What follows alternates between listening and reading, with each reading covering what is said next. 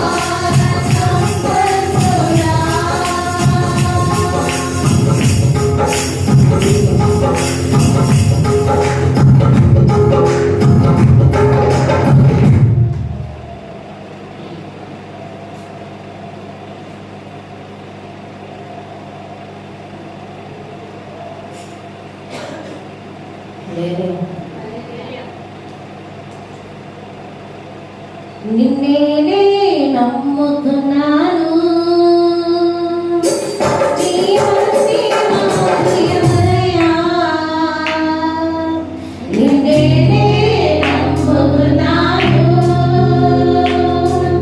నీ వంటి వాడు లేరయ్యా నిన్నేనే నమ్ముతున్నాను నీ వంటి వాడు లేరయ్యా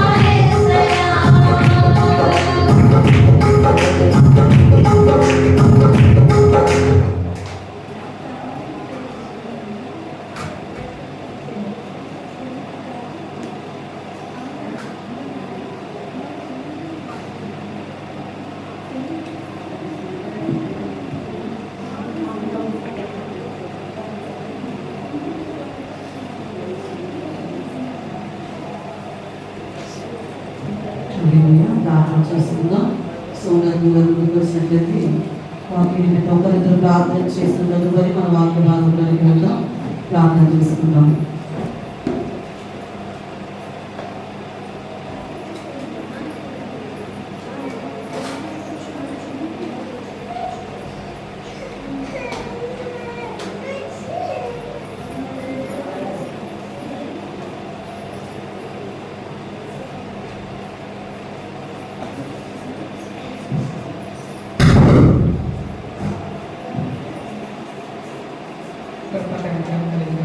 తండ్రి ఘనమైన నామం స్తోత్రాలు చెల్లించుకొస్తున్నాను. నా దేవ, నా నాయన మీకు ఇష్టమైన ప్రత్యేకం ప్రభావ నన్ను మమ్మల్ని సజీవులకు ఉంచి ఉన్నారు. మీకు స్తోత్రాలు. నా దేవ, నా ప్రభావ మరి 2024 సంవత్సరం ఆఖరి నెలలోకి మేము ప్రవేశించున్నాము. నా దేవ, మొదటి దినమందు మేము ఈ రీతిగా కూడుకోవడానికి మీరు కృపను చూపించి ఉన్నారు. మీకు వేలాది వందనాలు, స్తోత్రాలు. నా ప్రభా యేసయ్య, మీకే స్తోత్రాలు చెల్లించుకుంటున్నాను. నా తండ్రి నాయన, ఇదే కాలమందు నా ప్రభా ఈ నెల అంతటిలోనూ నా ప్రభా మీ యొక్క కాపుదల నా నాయన మీ బిడ్డలందరితో నా ప్రభా ఉంచిన యేసయ్య, అందరినీ క్షేమంగా ఉంచిన ప్రభా మీ సన్నిధికి నడిపించిన విధానం బట్టి మీకు స్తోత్రాలు. వచ్చిన బిడ్డను బట్టి మీకు వందనాలు. నా నాయన రానయ్యిన బిడ్డలు హృదయాల్లో నా ప్రభా ప్రేరేపించి తొందరగా నా ప్రభా మీ సన్నిధికి నడిపించండి యేసయ్య, మీకు స్తోత్రాలు. నాయన దేవ, నా నాయన ఇదిగో నా తండ్రి, ఆయన 4 వారములు నా ప్రభా మీ యొక్క కాపుదల మీ మీద దయచేసి ఉన్నారు. నా తండ్రి స్తోత్రాలు. మొదటి వారం నా ప్రభా నా నాయన బల్లారాధనలో మేమందరం పాల్పంచుకోవడానికి నా ప్రభా మమ్మల్ని మేము సరి చేసుకుని యేసయ్య నా నాయన ఆత్మతోను సత్యంతో మిమ్మల్ని ఆరాధిస్తూ నాయన నా ప్రభా నాయన నేను వాళ్ళకు దగ్గర చేరటానికి నా ప్రభా మీ కృపను చూపించిన విధానం బట్టి మీకు స్తుతులు, స్తోత్రాలు. నా నాయన యేసయ్య, మీకు వందనాలు. నా దేవా, ఇదిగో నా తండ్రి, నా నాయన ఒక్కసారి మమ్మల్ని దర్శించిన నా ప్రభా కూడిన బిడ్డలందరిలోనూ నా తండ్రి నేను వారి హృదయాలోచనలు ఎరిగిన మా గొప్ప దేవుడు మీరు. సమస్తమును మీకు తెలుస్తున్నాను ఆయన. మీకు అసాధ్యమైనది ఏమీ లేదు నా ప్రభా. నాయన నా ప్రభా, ఎట్టి విధమైన సమస్యలతోటి మీ సన్నిధికి వచ్చి ఉన్నారు నా ప్రభా. ఒకసారి దర్శించిన నాయన బిడ్డల పట్ల, కుటుంబాల పట్ల మీ గొప్ప కార్యాలను జరిగించండి. నా తండ్రి స్తోత్రాలు, వందనాలు చెల్లించుకొనిచున్నాము. ఈ సమయం నా ప్రభా మీ తల్లిదండ్రులను జ్ఞాపకం చేసుకోండి. అయ్యగారు దూర ప్రాంతంలోకి వెళ్ళి ఉన్నారు నా ప్రభా సేవ నిమిత్తమే. ఆయా ప్రాంతాల్లో జరుగుతున్న సేవను నా ప్రభా దినాభివృద్ధిని దయచేయండి. నూతనాత్మను రక్షించబడే కృపను అనుగ్రహించండి. నా ప్రభా మీ దీనదాసుని నా ప్రభానైనా నేను ఒకసారి కనిపించిన ప్రభా ఆత్మకల్లో తోడుని ప్రేమ భద్రతను దయచేసి మంచి ఆరోగ్యంతో నిలబెట్టండి. వాతావరణం మీ స్వాధీనం ఉంచుకోండి యేసయ్య. నేను వాతావరణ కాలుష్యములు ఎవరికి ఎక్కడైనా అనారోగ్యాలు కలగకుండా మీ యొక్క చోటుని దాయండి నా ప్రభా. మీకే స్తోత్రాలు. నాయన ఇదిగో నా తండ్రి, నేనంతా కూడా నా ప్రభా ఇంకెంత క్రిస్మస్ నేను ఆరాధనలు జరుగుతూ ఉంటుండగా నా ప్రభా ప్రతి కుటుంబంలోనూ మీ గొప్ప కార్యాలను జరిగించండి. ఈ కూడికల ద్వారా ఎన్నో గొప్ప మేలులు మేము పొందుకునే కృపను దయచేయండి యేసయ్య. స్తోత్రాలు. రాత్రి కాలం అందు నా ప్రభా శని క్రిస్మస్ నా తండ్రి మీ నామానికి మహిమార్థంగా జరిగించున్నారు. బిడ్డలతో కలిసి నా ప్రభా మీ సన్నిధిలో ఎంతో సంతోషంగా మేమందరం గట్టే కృపను అనుగ్రహించినందుకు మీకు వేలాది వందనాలు యేసయ్య. వందనాలు. సంఘంలో జరుగుతున్నాయా నాయన కూడికల్లో నా ప్రభా నాయన మీ పైనికల దృష్టి ఉంచండి నా ప్రభా. మెన్స్ ఫెలోషిప్ అలాగే నేను యూత్ ఫెలోషిప్ నా తండ్రి, స్త్రీల కూడికలు నా ప్రభా అలాగే సండే స్కూల్ పరిచర్యను నా ప్రభా దినాభివృద్ధిని దయచేయండి నా తండ్రి. మీకు స్తోత్రాలు. నేను ఇంటి విధమైన కార్యక్రమముల ద్వారా మేము ఇంకా మా ఆత్మలు బలపరచండి. మీ కృపను దయచేయండి నాయన. మీకు వేలాది వందనాలు. దాసరాన్ని నిలబెట్టిన ప్రభా ఈ సమయమందు మా కొరకే ఏ వాకులు మీరు సిద్ధపరిచి ఉన్నారు నాయన. విన్న వాక్యాన్ని గ్రహించుకునే జ్ఞానము శక్తిని మాకు దయచేసి నూరంతరాత్మక బిడ్డని నింపిన ప్రభా నాయన నా తండ్రి దుఃఖి నీటి వాకుల కొరకు ఎదురు చూసినట్లుగా నా ప్రభా మీ వాక్యం కొరకు మీ ప్రార్థన జీవితం కొరకు మేము ఎదురు చూసే కృపను నాకు మాకు దయచేసి సహాయం చేయమని మీ చిత్తమైతే నా ప్రభా మరొకసారి మేము ఇదిగా కూడుకొని నా ప్రభా మిమ్మల్ని స్థుతించుకొని కనపరుచుకునే కృపను అనుగ్రహించమని ఇంతవరకు పాటల ద్వారా మిమ్మల్ని స్థుతించిన విధానం బట్టి మీకు వందనాలు నా తండ్రి. ఇంకా ప్రభా ఈ కూడిక నా తండ్రి ఆదరించి అంతం వరకు మీరే ఉండి నడిపించి మీరు మా నామమునకే మహిమ ఘనత ప్రభావములు చెల్లు రీతిగా ప్రభా నేను మీ కార్యములు జరిగించమని త్వరలో ఆయన యేసయ్య నామం అడిగి పెట్టుకుంటున్నాను నా తండ్రి. ఆమేన్. ప్రార్థన చేస్తాం. అందరూ కూడా ప్రార్థనలో ఏకీభవించండి. ప్రతి ఒక్కరు కూడా దేవుని యొక్క వాక్కు వినడం కొరకు ముందుగా సిద్ధపాటుతో కూడిన ప్రార్థన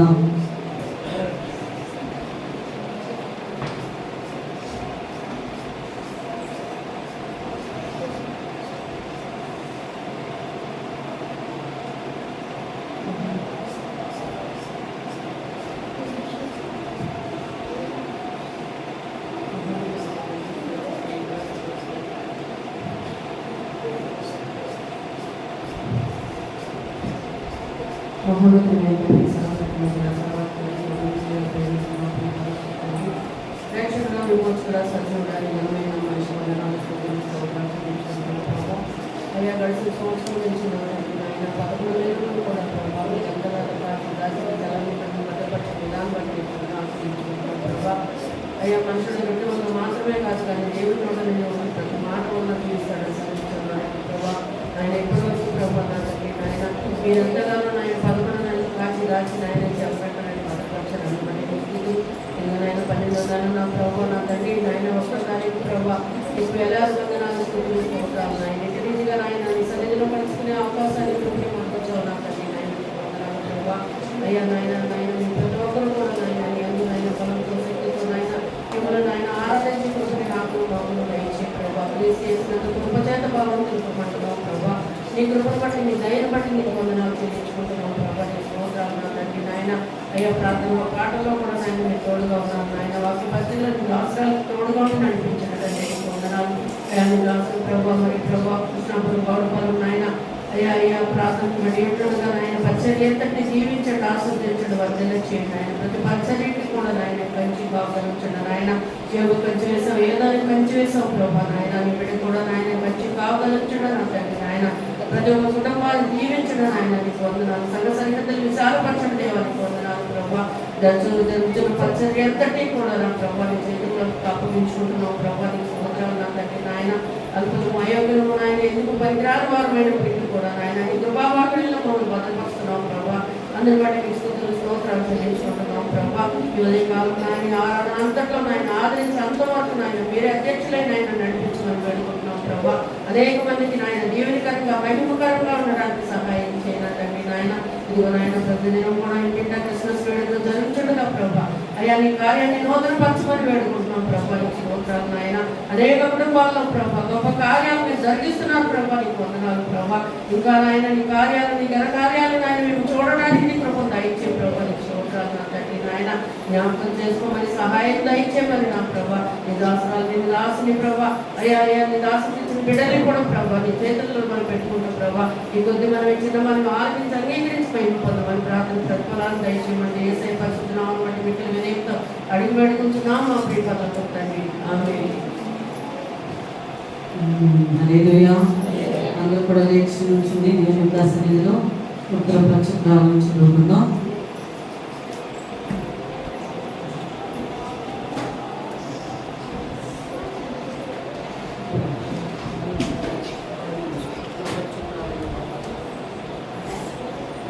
కీర్తన గ్రంథము 63వ అధ్యాయము ఉత్తర పక్షాల ద్వారా చదువుకుందాం. పాత నిబంధన గ్రంథము పేజ్ నంబర్ 483. హల్లెలూయా.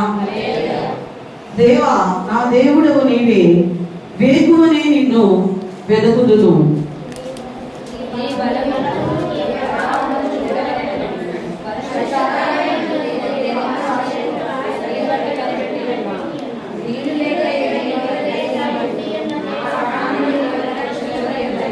నీ మీది ఆశ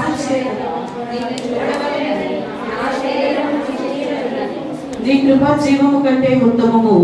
నా పెదవులు నిన్ను స్తుతించును.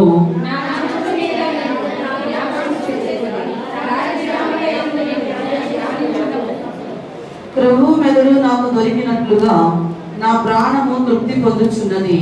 ఉత్సహించు పెదవులతో నా నోరు నిన్ను గూర్చి గానము చేయుచున్నది.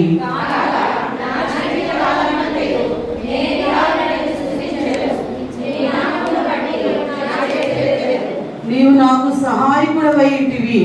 నీ రెక్కల చాటున శరణు చొచ్చి ఉత్సాహధ్వని చేసేదను.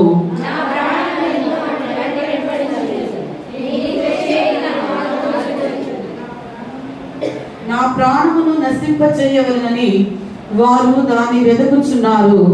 వారు భూమి క్రింది చోట్లకు దిగిపోవుదురు.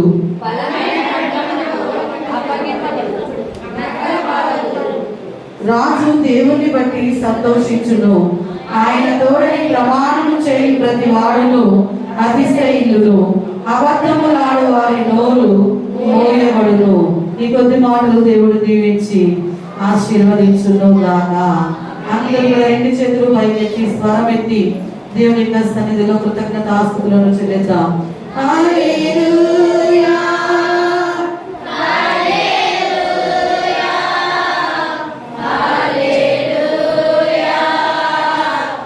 హల్లెలూయా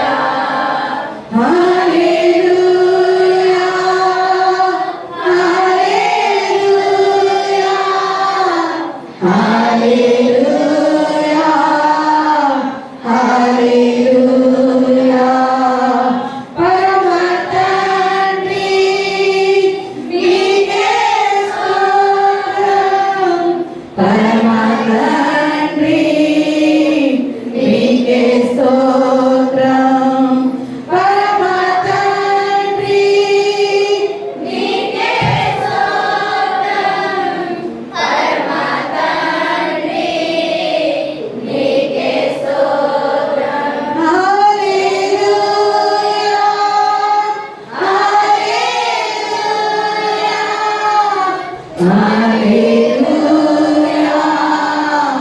హల్లెలూయా హల్లెలూయా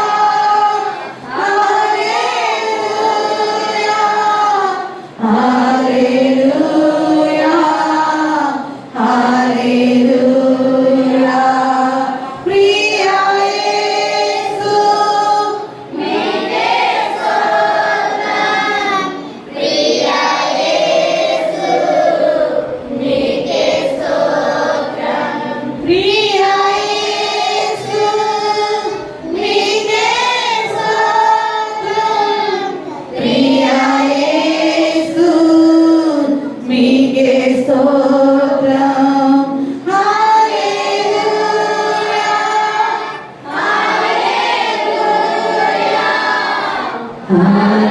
హల్లెలూయా హల్లెలూయా పరిశుద్ధాత్మా నీకే స్తోత్రం పరిశుద్ధాత్మా నీకే స్తోత్రం పరిశుద్ధాత్మా నీకే స్తోత్రం పరిశుద్ధాత్మా నీకే స్తోత్రం హల్లెలూయా హల్లెలూయా హల్లెలూయా హల్లెలూయా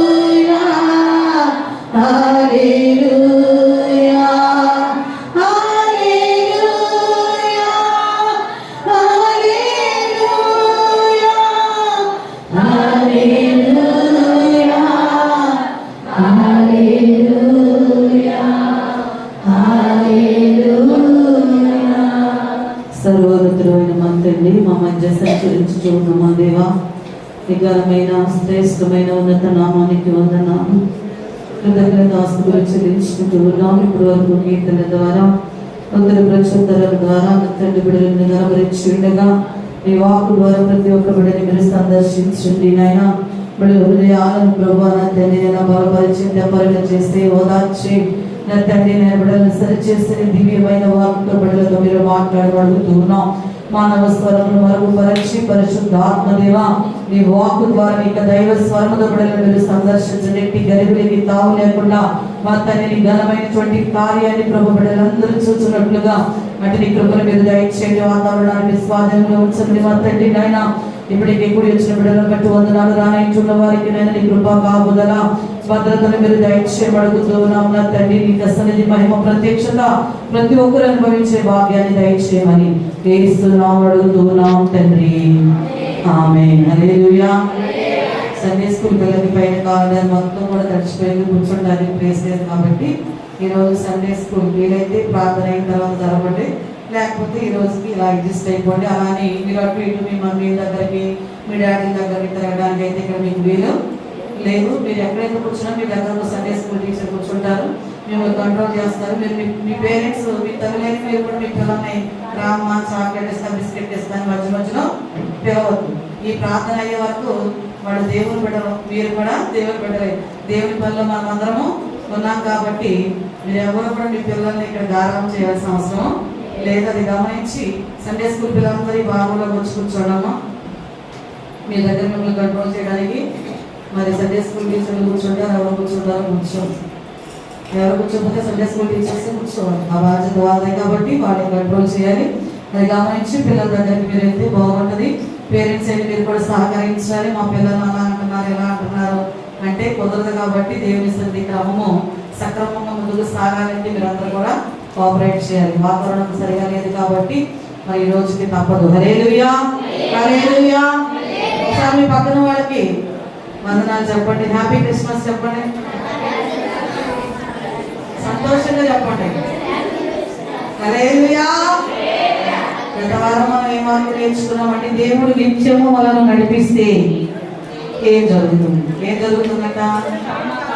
దేవుడే మనల్ని నిత్యము నడిపిస్తే మొదటిగా క్షామకాలమున ఆయన మనలను తృప్తిపరుస్తాడు. కరువులో, లేమిలో, ఇరుకులో, ఇబ్బందిలో, ఇది నాకు గడవదు అన్న పరిస్థితుల్లో కూడా దేవుడు మనకి ఏమందరూ ఇస్తాడంటే తృప్తిని ఇస్తాడు. రెండవదిగా మన ఎముకలను బలపరుస్తాడు. మూడవదిగా నీరు కట్టిన తోట వలె ఉబ్బుకూర్చుండే నీటి ఓట వలె మనల్ని దేవుడు ఉంచేవాడుగా ఉన్నాడంట. హల్లెలూయా.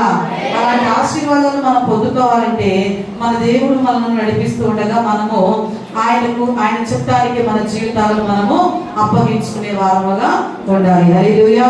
లేవీయులకు రాసిన లేవీ కాండము 26వ అధ్యాయము 12వ వచనాన్ని చదువుకుందాం. లేవీ కాండము 26వ అధ్యాయము.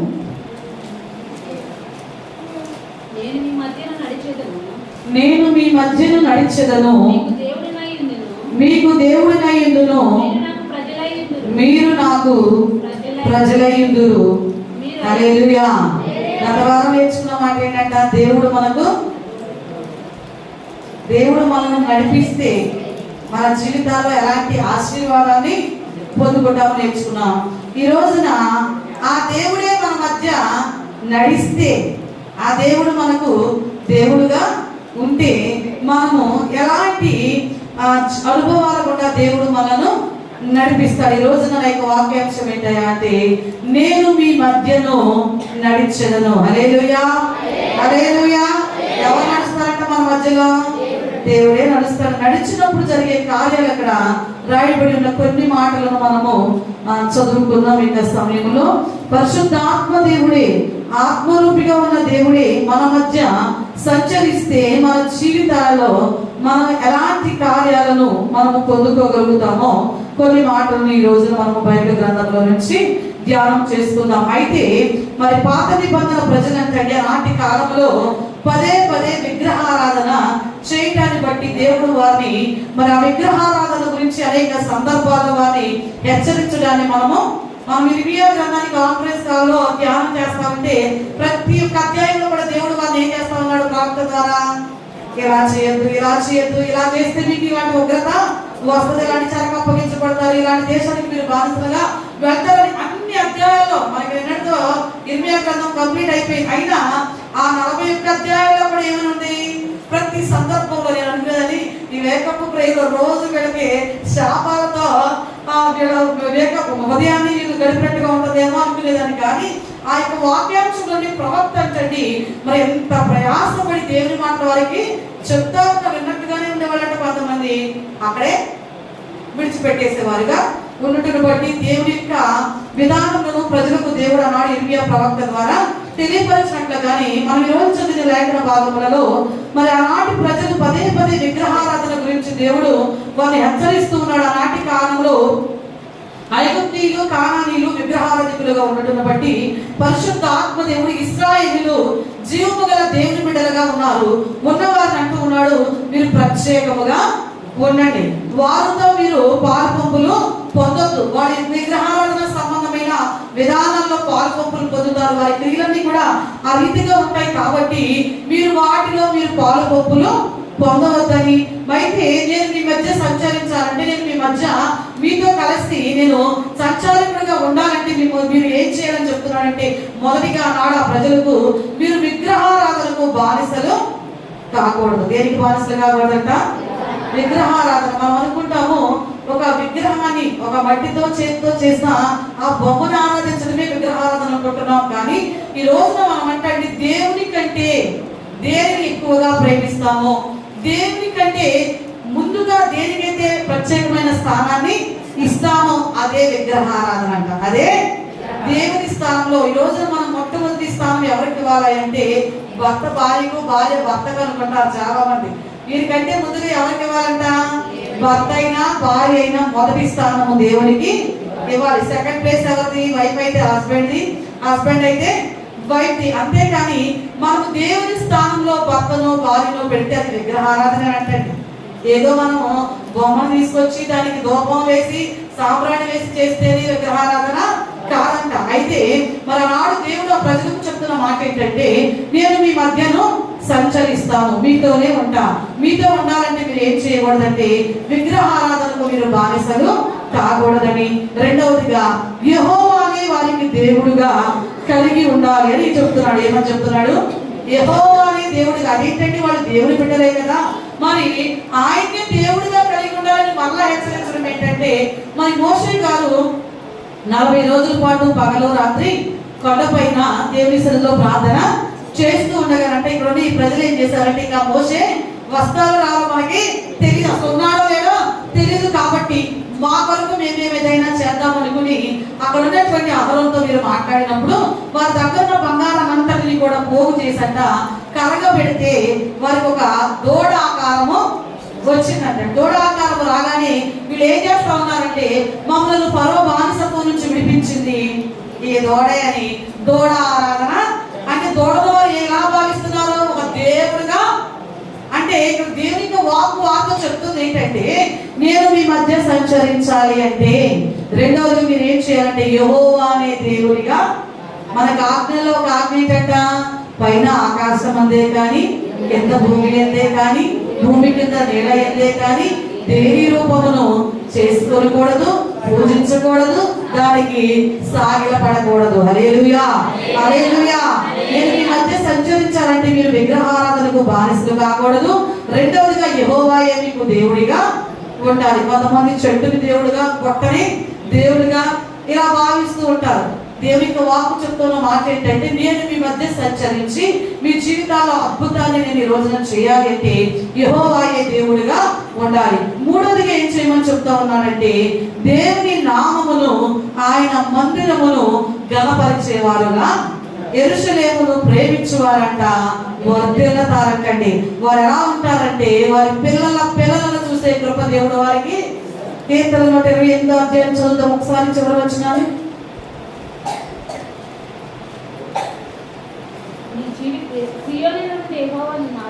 సియోనులో నుండి యెహోవా నిన్ను ఆశీర్వదించును, నీ జీవిత కాలమంతయు యెరూషలేమునకు క్షేమము కలుగుట చూచెదవు, నీ పిల్లల పిల్లలను నీవు చూచెదవు, ఇశ్రాయేలు మీద సమాధానముందును గాక. హల్లెలూయా. ఈ రోజు కనుక నీవు యెరూషలేమును ప్రేమించే వ్యక్తిగా, దేవుని యెరూషలేము అనగా దేవుని యొక్క మందిరమును నీవు ప్రేమించే వ్యక్తిగా ఉన్నప్పుడు, దేవుని నామాన్ని నీవు గణపరిచే వ్యక్తిగా ఉన్నప్పుడు దేవుడు నిన్ను ఎలా దీవిస్తాడంటే, నీకు క్షేమము కలుగుద్దట, నీ పిల్లలను నీవు చూసే కృపను దేవుడు నీకు ఇస్తాడంట. అయితే ఈ రోజున అలాంటి ఆశీర్వాదాలు మనకి రావాలి అంటే మనం ఎవరి నామాన్ని గణపరచాలండి? దేవుడు మన జీవితాల్లో ఒక అద్భుతాన్ని చేశాడు, లేదా ఒక అనారోగ్యం నుంచి మనకి స్వస్థతను ఇచ్చాడు, ఒక బలహీనమైన తోటి నుంచి విడిపించాడు. మనం అనుకోని సమస్యతో వేదన పడుతున్న సందర్భంలో ఆ చుక్కులు పెట్టే సమస్య నుంచి దేవుడు మనం విడిపించినప్పుడు మనం చెప్పవలసింది ఏంటంటే, అంటే ఈ రోజు నేను ఈ ఉద్యోగాన్ని పొందుకున్నానంటే అది దేవుని యొక్క కృప. అక్కడ ఎవరి నామం మహిమపరచబడుతుంది? దేవుని యొక్క. కొంతమంది దేవుడు కార్యం చేశాక అసలు దేవుడు అంటే ఎవరో అన్నట్టుగా బిహేవ్ చేసే వాళ్ళు కూడా ఉంటారు. కానీ నీ పక్షాన దేవుడు ఒక కార్యాన్ని చేసినాక అనేకులు ఎదుట నువ్వు ఏం చేయాలంట? ఆయన నామాన్ని ఘనపరిచే వ్యక్తినిగా ఉండాలి. మనం ఎన్ని సందర్భాల్లో దేవుడు మన జీవితాలు ఇలాంటి అద్భుతాలు చేసినప్పుడు ఎంతమందికి మనము సాక్ష్య రూపంలో దేవుని పక్షాన చేసిన కార్యాన్ని తెలుపుతూ ఆయన నామాన్ని మనము మహిమపరిచే వారముగా ఉంటూ ఉన్నాం. ఉన్న నీ జీవితాన్ని అంటే దేవుడు అంటున్నాడు, నేను నీ మధ్య సంచరించి నీ జీవితంలో అద్భుతాన్ని చేస్తాడంట. హల్లెలూయా. మన దేవుడు అద్భుతాలను చేసేవాడు. అద్భుతం ఒక మిరాకిల్. ఇది ఎలా జరిగిందో కూడా నాకు తెలియదు, ఎట్లా జరుగుతుంది నేను అసలు అనుకోని ఊహించని ఇది జరుగునని నేను అనుకొని భీకర కార్యములు చేయగలిగిన సమర్థుడు ఎవరయ్యా అంటే మనము సేవిస్తున్నా మీ దేవుడు కాదు, మనం సేవిస్తున్నా మన దేవుడు. ఎవరి దేవుడు అంట? మన దేవుడు. మన కొంతమంది అంటారు మీ దేవుడి దగ్గరికి మేము రామండి, మీ దేవుడికి మాకు పడదండి.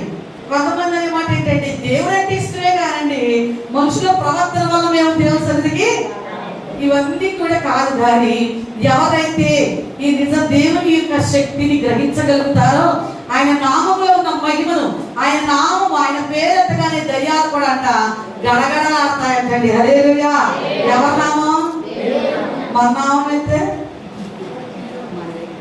రాజకుమారుడు అంట పౌలు గారు నడికట్లు ఆయన నడుస్తున్న మార్గంలో ప్రజలు ఎత్తుంటేనే స్వస్థతలు అద్భుతాలు జరుగుతున్నాయి అని అన్నాడంట. మనలాగానే దేవుని సువార్తలు ప్రతి వ్యక్తి ఏం చేశాడంట, ఆఫ్టర్ ఆల్ వాళ్ళకే దయ్యాలు లోపడుతుంటే మీరు రాజకుమారులు కదా, మేము కూడా వెళ్ళి ఆ దయ్యాలను మొదలుపెడదామని వెళ్ళారంట. వెళ్ళారు. వెళ్ళిన తర్వాత దయ్యాలకు కూడా మనం దేవుని కుమారులను ఎవరో ఏంటో తెలుసండి. అయితే వీళ్ళు వెళ్ళారు, వాళ్ళు అడుగుతున్నారు నీ పేరు ఏంటంటే వాడు అన్నాడు నువ్వు ఎవడరా అన్నాడు. నువ్వు వీళ్ళు వచ్చి పొమ్మంటే వాడు గద్దిస్తా ఉంటానంటండి. ఆ ఇద్దరి మీద ఈ దయ్యం వచ్చిన వాడు పడి వాడి బట్టలు ఎలా అంటే దిగంబరులుగా పారిపోయేట్టుగా ఆ దయ్యం పట్టుకొని వీడికి ఏమేమి వాడించాడంట. అంటే మనకున్నటువంటి సామర్థ్యము, ధన సామర్థ్యము, లేకపోతే విద్యా సామర్థ్యము, ఉద్యోగ సామర్థ్యాలను బట్టి మనం దయ్యాలను వదిలించడం అంటే అంత సేమ్ మనకి ఉందనుకుంటున్నారా? అది దేవుడు ఎవరినైతే ప్రత్యేకంగా అభిషేకిస్తారో వారికి మాత్రమే సాధ్యమవుతుంది. ఎవరి నామంలో అలాంటి కార్యాలు జరుగుతున్నాయంటే ఈరోజు మనము సేవిస్తూ ఉన్న మన తండ్రి అయిన దేవుని నామము పేరట దయ్యపు శక్తులంట గడగడలాడించే సామర్థ్యము కలిగిన నామము, ఏకైక నామము, అది తండ్రి అయిన యేసుక్రీస్తు వారి యొక్క నామం. ఈ నామం గురించి మనము గత 2024 సంవత్సరాల నుంచి కూడా ఆయన నామస్మరణ చేస్తూనే ఉన్నాం. అయితే ఈ రోజున మన జీవితాల్లో, మన మధ్య, మన కుటుంబాల్లో ఈ రోజున తండ్రి అయిన దేవుడు సంచరించాలి అంటే మనం ఏం చేయాలంటే మూడవదిగా యేసు నామమును, ఆయన మందిరమును గణపరిచే వారముగా. ఎవరు గణపరచాలంట? మన టాలెంట్, మన సామర్థ్యము, మనకున్నవో ఇలాంటి వాటిని గణపరచడం కాదు, కానీ దేవుని నామమును, దేవుని మందిరమును మనము గణపరిచే వారముగా ఉండాలంట. హల్లెలూయా. అయితే దేవుడు తన ప్రజలతో చెప్తున్న మాటల్లో మొదటి మాట ఏంటంటే మీరు విగ్రహారాధనకు బానిసలు కావద్దు. రెండవదిగా యెహోవానే మీకు దేవుడిగా మీరు సేవించండి. మూడవదిగా మీరు ఎలా ఉండాలంటే జీవము కలిగిన దేవుని యొక్క నామమును, ఆయన మందిరమును గణపరిచే వారముగా. ఏం చేసే వారముగా? ఈ రోజు మన నోటి ద్వారా దేవుని నామమును గణపరుస్తూ ఉన్నామా? కొంతమందిని చూస్తూ ఉంటాం, అందరికీ చేశాడు కదండి దేవుడు, నాకే ఎందుకో చేయలేదు. ఆయన పక్షపాతి కాడంట. మా దేవుడు పక్షపాతి కాడంటండి. అందరికీ కూడా ఏ సమయానికి ఏది ఉంటే నీవు క్షేమంగా ఉంటావో, ఏది కలిగి ఉంటే నీకు ఆశీర్వాదమో, ఏది కలిగి ఉంటే నీవు ఆనందముగా ఉండగలుగుతావో అలాంటి ఆశీర్వాదాన్ని సమయోచితముగా దేవుడు మనకు అనుగ్రహించేవాడుగా ఉన్నాడంట. హల్లెలూయా. హల్లెలూయా. సమయోచితమైన జ్ఞానంతో మన జీవితాలను మనం నింపగలిగిన శక్తి కలిగిన దేవుడు అంటే అలాంటి దేవుడు ఈ రోజున మన మధ్య సంచరిస్తే, ఎలాంటి దేవుడు? ఏ సమయానికి నీకు ఏది కావాలో సర్వశక్తి కలిగిన సర్వాంతర్యామి అయిన దేవుడు ఈ రోజున మన మధ్య సంచరిస్తే మన జీవితాల్లో జరిగే కార్యాలతో 3 అద్భుతాలు ఈ రోజు మనం నేర్చుకుందాం. దానియేలు గ్రంథము 3వ అధ్యాయము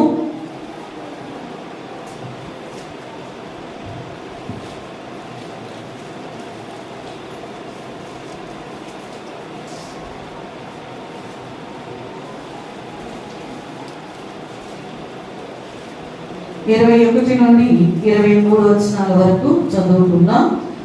వారు వారి అంగీలను, నిలువుటంగీలను, పై వస్త్రములను, తక్కిన వస్త్రములను తీయకయే ఉన్నపాటున ముగ్గురిని వేడిని కలిగి మండుచున్న ఆ గుండము నడుమ పడవేసిరి. రాజాజ్ఞ తీవ్రమైనందునను గుండము మిక్కిలి వేడిమి గలదైనందునను షడ్రకు, మేషకు, అబేద్నెగోలను విసిరివేసిన ఆ మనుషులు అగ్ని జ్వాలల చేత కాల్చబడి చనిపోయి. హల్లెలూయా, హల్లెలూయా. ఎవరిని అగ్నిగుండంలో వేశారు? అగ్నిగుండంలో వేసింది ఎవరిని? ఇక్కడ చనిపోయింది ఎవరు? అగ్నిగుండంలో వేసింది ఎవరిని? చనిపోయింది ఎవరు? ఎవరి మధ్య దేవుడు సంచరిస్తూ ఉన్నాడు? సంచరించిన వారి మధ్య దేవుడు చేసిన అద్భుతము ఏంటి? ఇక్కడ రాయబడినటువంటి లేఖన భాగంలో నెబుకద్నెజరు అనేటువంటి ఒక రాజు ఒక బంగారు ప్రతిమను చేయించి దానిని బబులోను దేశంలోని దొరాయను మైదానంలో నిలవబెట్టించాడంట. ఏ మైదానం అండి? దొరాయను మైదానంలో ఒక బంగారు ప్రతిమను నిలవబెట్టించి ఆ ప్రతిమ యొక్క ప్రతిష్ట కంట సకల అధికారులను కూడా మనం చూస్తున్న ప్రస్తుత కాలంలో విగ్రహ ప్రతిష్ట ఫలానా ఎమ్మెల్యే, ఎంపీ, సీఎం ఇలాంటి వారిని పిలిపించి ఏం చేస్తా ఉన్నారు? దాన్ని ప్రతిష్ట చేస్తూ ఉన్నారు ఈనాటి కాలంలో కూడా. ఆనాటి కాలంలో కూడా నెబుకద్నెజరు రాజు దొరాయి అనేటువంటి మైదానంలో విగ్రహ ప్రతిష్ట చేయుటకు మరి అధికారులందరినీ కూడా పిలిపించాడు. దానితో పాటు మరి అధికారులను పిలిపించిన ఈ రాజు ఏం చేశాడంటే ఊర్లో ఇంతవరకు ఇప్పుడు కూడా కొన్ని ఊర్లలో చాటింపు వేయడానికి వస్తున్నారు. పంచాయతీ ఆఫీస్ నుంచి వాళ్ళు ఏం చేస్తారంటే చైర్మన్ గారు ఒక వ్యక్తిని పెట్టి చాటింపు అనేది ఊర్లోనికి వేయడం చూస్తూ ఉంటాం. అయితే అలాగే ఊరు మొత్తానికి ఒక చాటింపు వేయించాడు. ఏంటయ్యా అంటే ఈ రోజున రాజుగారు ఒక బంగారు ప్రతిమను ప్రతిష్ట చేయబోతూ ఉన్నారు. ఆ ప్రతిమ ప్రతిష్టకు మరి ఆయా ప్రాంతాల నుంచి గొప్పవారైనటువంటి అధికారులందరూ కూడా అక్కడికి రాయించి ఉన్నారు. అయితే ఆ ప్రతిమ ప్రతిష్ట చేయడానికి ముందుగా వాళ్ళందరూ కూడా అక్కడ జరుగుతున్న పని ఏంటంటే సకల విధములైన వాయిద్యములను వాయించడం జరుగుతుందట. ఇది ఒక పియానో, ఒక ప్యాడ్, ఒక డ్రమ్ అని కాదు. సకల విధములైన వాయిద్యాలన్నింటినీ కూడా దేని కొరకు అక్కడ ప్లే చేయడం జరుగుతుందంట. ఒక బంగారు ప్రతిమ, అది రాజు ప్రతిమే అనుకోండి, ఒక వ్యక్తి యొక్క బంగారు ప్రతిమను ప్రతిష్ట చేయడానికి సకల విధములకు వాయిద్యములను వాయిస్తూ ఉన్న తరుణంలో మీరందరూ కూడా ప్రతిమకు నమస్కారము ఏం చేయాలంట? ఎవరికి? ఎవరు? ప్రతిమ అనే పేరు అమ్మాయి కాదు, బంగారు బొమ్మ. మన మాట చెప్పాలంటే ఒక బంగారు బొమ్మ, ఒక విగ్రహానికి ఏం చేయాలంటే మీరు అందరూ కూడా నమస్కారము చేయాలి. అలా చేయకపోతే ఏం చేయకపోతే ఆ వాయిద్యాలన్నీ కూడా సకల విధములకు వాయిద్యములు ప్లే చేసిన తరుణములో ఎవరైతే ఆ ప్రతిమకు నమస్కారము చేయరు వారిని తీసుకుని వెళ్ళి చక్కగా ఏసీ రూమ్ లో కూర్చోబెడతాం, మీకు కావాల్సిన ఫుడ్ ప్రొవైడ్ చేస్తాం అని చెప్పలా. ఏం చెప్పారట? ఒక మండుచున్న వేడిని గల అగ్నిగుండములో పడవేయడం జరుగుతుంది అని చాటింపు వేశారు. మరి చాటింపు వేసినప్పుడు అందరికి తెలుస్తుంది కదా. ఇక్కడ అనౌన్స్మెంట్ చేసిన అనౌన్స్మెంట్లు అందరికి వినపడం, మీకు ఆ సంగతి తెలుసలేదు. మైక్లోనే చెప్తాం, కొన్నిసార్లు రిపీటెడ్ గా చెప్తాం. అవునా? ఎప్పుడు, ఎక్కడ, ఎలా అంటే వాళ్ళు ఎక్కడ లేరు? జీవము గల దేవుని సన్నిధిలో, ఆయన సంచారం జరుగుతున్న దేవుని సన్నిధిలో లేరు. మరి అక్కడ కూడా అందరూ కూడా చాటింపు వేసిన పాత రోజుల్లో పెద్దవాళ్ళు అనేవాడు పిల్లని చాటింపు పెట్టు సరిగ్గా వినపట్ల రోడ్డు మీదకి వెళ్ళమని పంపేవాడు. లేకపోతే పక్కింటి వాళ్ళు కూర్చొని ఏంటి చాటింపు వచ్చింది లోపల ఉన్నాయి వాళ్ళు దేని వరకు? గవర్నమెంట్ వాళ్ళు పంపించారు, అక్కడ ఏం జరుగుతుందో ఇంతవరకు రేషన్ వచ్చిందని చాటింపు వేసేవాళ్ళు. ఇప్పుడు అంబులెన్స్ లాగా వెహికల్స్ వచ్చి ఇంటి మీద ఉండి అప్పుడు చాటింపు వేస్తేనే రేషన్ వచ్చిందని తెలిసేది. చాటింపు వేస్తేనే కిలోస్ ఇస్తున్నారని, ఇప్పుడు కిలోస్ ఇవ్వట్లేదు అనుకోండి. ఆ రోజుల్లో కిలోస్ పంచదార ఇస్తున్నారని కూడా చాటింపు వేస్తేనే తెలిసేది. ఒకరికి తెలిసేదా? అందరికి తెలిసేదా? మరి ఆ ఇళ్లలో ఆ రోజు చాటింపు వేసినప్పుడు వాళ్ళు ఉండేవాళ్ళు కాదు, అయినా కూడా వాళ్ళకి తెలిసేదా లేదా? ఎలా తెలిసేది? చాటింపు విన్నవాళ్ళు పక్కన వాళ్ళకు కూడా ఆ మాటలు ఒకవేళ వాళ్ళకి వినపడకపోతే వీళ్ళు వచ్చి ఎవరు అడిగేవాళ్ళు? విన్నవాళ్ళను. మరి 2024 సంవత్సరాల నుంచి ఒకటే చాటింపు ఏంటంట, నేడు రక్షకుడు మీ కొరకు పుట్టి ఉన్నాడని చాటింపు వేస్తా ఉంటే రక్షించేవాడు పుట్టి ఉన్నాడని తెలిసి కూడా మనం ఎంతమందికి చాటింపు వేస్తున్నాం? మాకు సిగ్గండి, మాకు చెప్పాలండి, మాకు భయం అండి, మాకు రాదండి. ఈ సాక్ష్యాన్ని నీవు అనేకులకు చెప్పుట ద్వారా దేవుని యొక్క సువార్తను చాటింపు వేసే వ్యక్తివిగా నీవు ఉండగలుగుతావు. హల్లెలూయా, హల్లెలూయా, హల్లెలూయా. ఆ చాటింపు విన్నారు, మరి ఆ కాలంలో అసురు రాజుల కంటే తమ విగ్రహాలను నిలవబెట్టించే అలవాటు కలిగి ఉన్నారు కాబట్టి సకల విధములైన అక్కడికి ఆల్రెడీ మరి అధికారులందరూ కూడా వచ్చారు. వచ్చిన తర్వాత ఆ యొక్క విగ్రహము ఆ యొక్క ప్రతిమను ప్రతిష్ఠించే ఆ తరుణంలో సకల విధములకు వాయిద్యముల శబ్దము వినగాడగానే అక్కడ ఉన్న ప్రజలందరూ కూడా సాగిలపడి ప్రతిమకు నమస్కారము నుంచుని కాదు ఏం చేశారంట, సాగి పట్టండి. ఎట్లాగా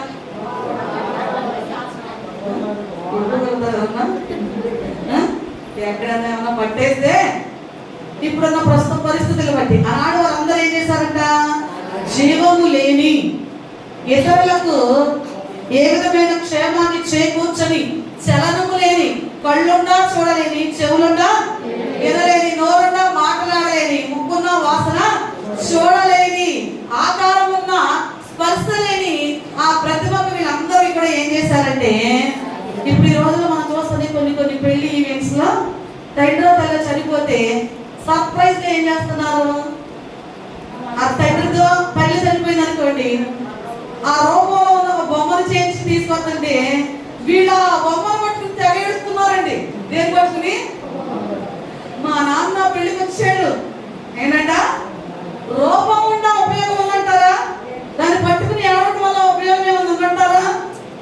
కానీ వీరు కూడా ఏం చేశారంటే జీవము లేని ఆ ప్రతిభకు సాష్టాంగ నమస్కారము చేశారంట. చేసిన ఆ వేలాది లక్షలాది మంది గుంపులో మరి షడ్రకు మేషకు అబేద్నెగో ఉన్నారు, కానీ ఆ ప్రతిభకు వారు ముగ్గురు మాత్రమే నమస్కారము చేయలేదంట. అయితే మీరు మంచి చేసినా మిమ్మల్ని గమనించే వాళ్ళు అంటారు, చెడు చేసినా గమనించే వాళ్ళు. నువ్వు మంచి చేసిన దానిలోంచి ఏదో ఒక లోపాన్ని ఎత్తి పట్టి చూపేవాళ్ళు, నీకు అడ్వైస్ ఇవ్వడానికి. నువ్వు తప్పు చేసిన దాన్ని కూడా సమర్థించే వాళ్ళు ఉంటారు. మీరు గమనించి తప్పు చేసిన వాళ్ళు సమర్థించే వాళ్ళు ఎక్కువ ఉంటారు, ఇది తప్పు అని ఖండించేవాడు. ఎందుకని, మంచి చేసినప్పుడు వేలెత్తి చూపడానికి చాలా మంది ఉంటారు, నువ్వు తప్పు చేసినప్పుడు ఇది తప్పు అని చెప్పేవాళ్ళు ఉంటారు. కారణం ఏంటి చెప్పండి అమ్మా.